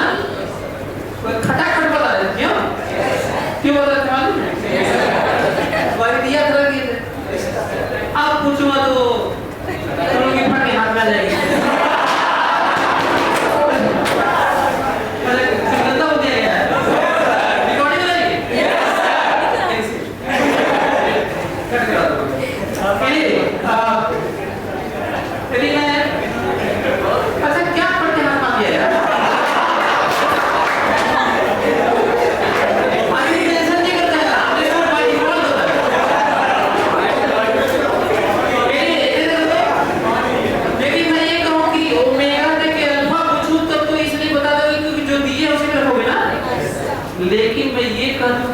सेकेंड पर बताओ।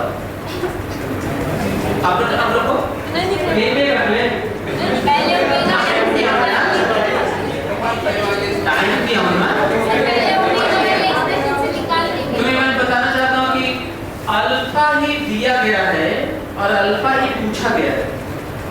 अल्फा ही दिया गया और अल्फा ही पूछा गया है, लेकिन आसानी से निकल नहीं पाएगा क्योंकि अल्फा दिया गया था ओमेगा डिपेंडेंट और पूछा गया है 1 सेकंड पर। करना हो जानते हो क्या? यही करना हमें और यहाँ पहुँचना होगा। और फिर इस रिश्ते को कैसे देखोगे? डिफरेंशिएट करना है डेफिनेशन करना। तो सोचिए इसको, टाइम डिपेंडेंट है तो डिफरेंशिएशन कैसे सोचोगे? डी ओमेगा बाय dt क्या देगा? अल्फा। मिल जाता है इसमें पर निकाल सकते हैं अल्फा टाइम डिपेंडेंट था। हाँ यहाँ भी ले सकते हो, ये ओमेगा यहाँ पे रख सकते हो ना, यहाँ पे सो ओमेगा को ले जाके यहाँ पे रख देंगे तो टाइम डिपेंडेंट अल्फा है।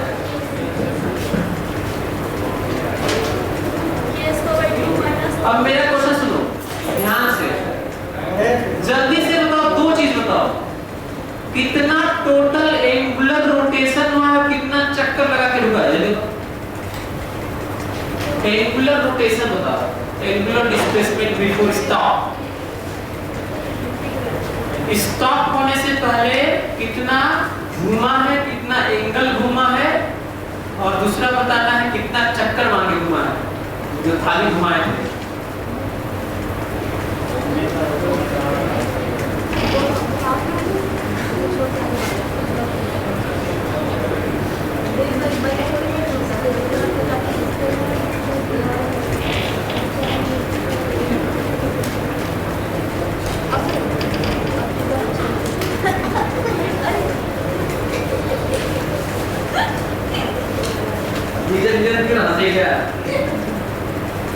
डीजल इंजन क्यों हंस रहे क्या?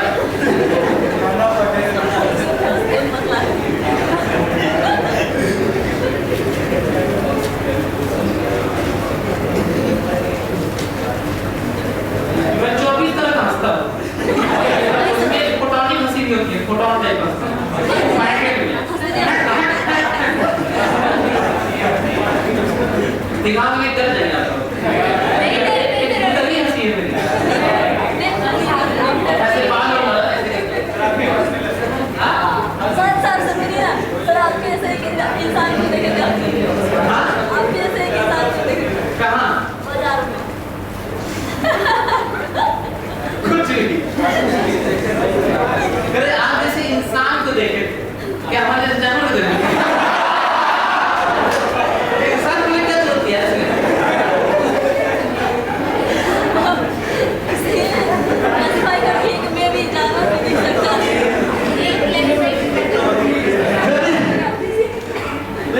इंसान का नहीं जरूरत देती है, ठीक है सर, वापस लेते हैं बात को। वापस लेना पड़ेगा, नाकाबिले बर्दाश्त नहीं। जल्दी से थीटा निकालो, थीटा।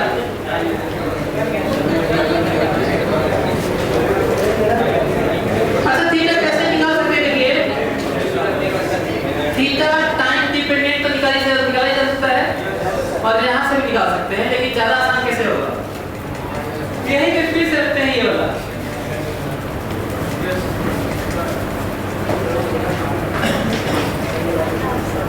और देखिए कि क्योंकि अल्फा ओमेगा के टर्म में है तो अल्फा की जगह ओमेगा वाला रखो, तो ये भी ओमेगा वाला है और ये भी ओमेगा वाला है।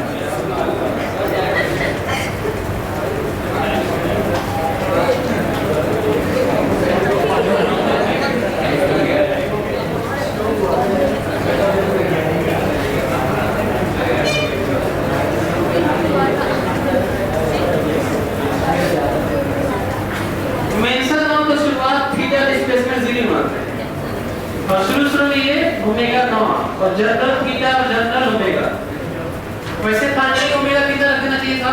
0, लेकिन टोटल निकालना था। लेकिन मैं कहा हूं कि जनरली हमें रिलेशन निकालना चाहिए ताकि फर्दर कुछ और भी किया जा सके। This is omega as a function of theta, relation आने वाला है, omega as a function of theta आने वाला है। वैसे यहाँ पे जीरो करते ही आपको टोटल थीटा रेगुलर डिस्प्लेसमेंट आ जाएगा बिफोर स्टॉप। टाइम ओवर में क्या है? ये नहीं हो सकता।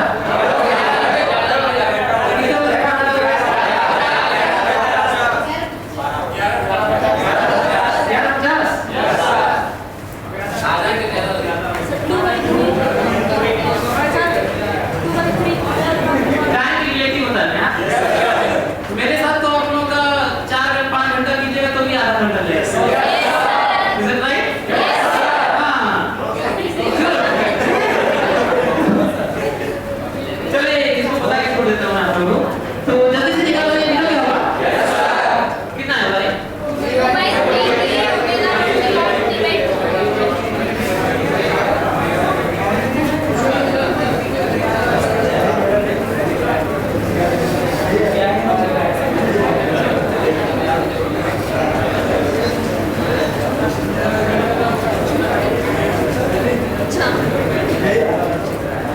ये क्या होगा? हाँ? यदि इसको जीरो रख देंगे तो आ जाएगा ना तो फिर ये थीटा आएगा। ये जब करेंगे तो थीटा आएगा। नंबर ऑफ रोटेशन कैसे आएगा? नंबर ऑफ थीटा जब आ जाएगा तो 2 पाई से डिवाइड करना। तो इतनी सारी पॉसिबिलिटीज थी और आपके लिए देखता हूँ कि वो क्वेश्चन असाइनमेंट के तौर पे लेके जाइए। असाइनमेंट के तौर पे क्या लेके जाइए? लिखवा लेगा हम बस आप लेके जाइए, प्रैक्टिस करिएगा। एक डिस्क है आर रेडियस का, मास m है, यूनिफॉर्म डिस्क है और म्यू कोएफिशिएंट ऑफ फ्रिक्शन वाले सरफेस पे उसको रोटेट करा दिया गया ओमेगा नॉट से। बताना है इस पे टॉर्क कितना लग रहा है और कितने देर में रुक जाएगा। समझा है क्वेश्चन? देखते कितने लोग सोच पाते हैं। बहुत कठिन आसानी है, फिर भी ट्राई करेगा। और मैं आपको तब बताऊंगा जब हम लोग काफी कुछ पढ़ चुके होंगे। याद रखने से याद रहेगा। चलिए।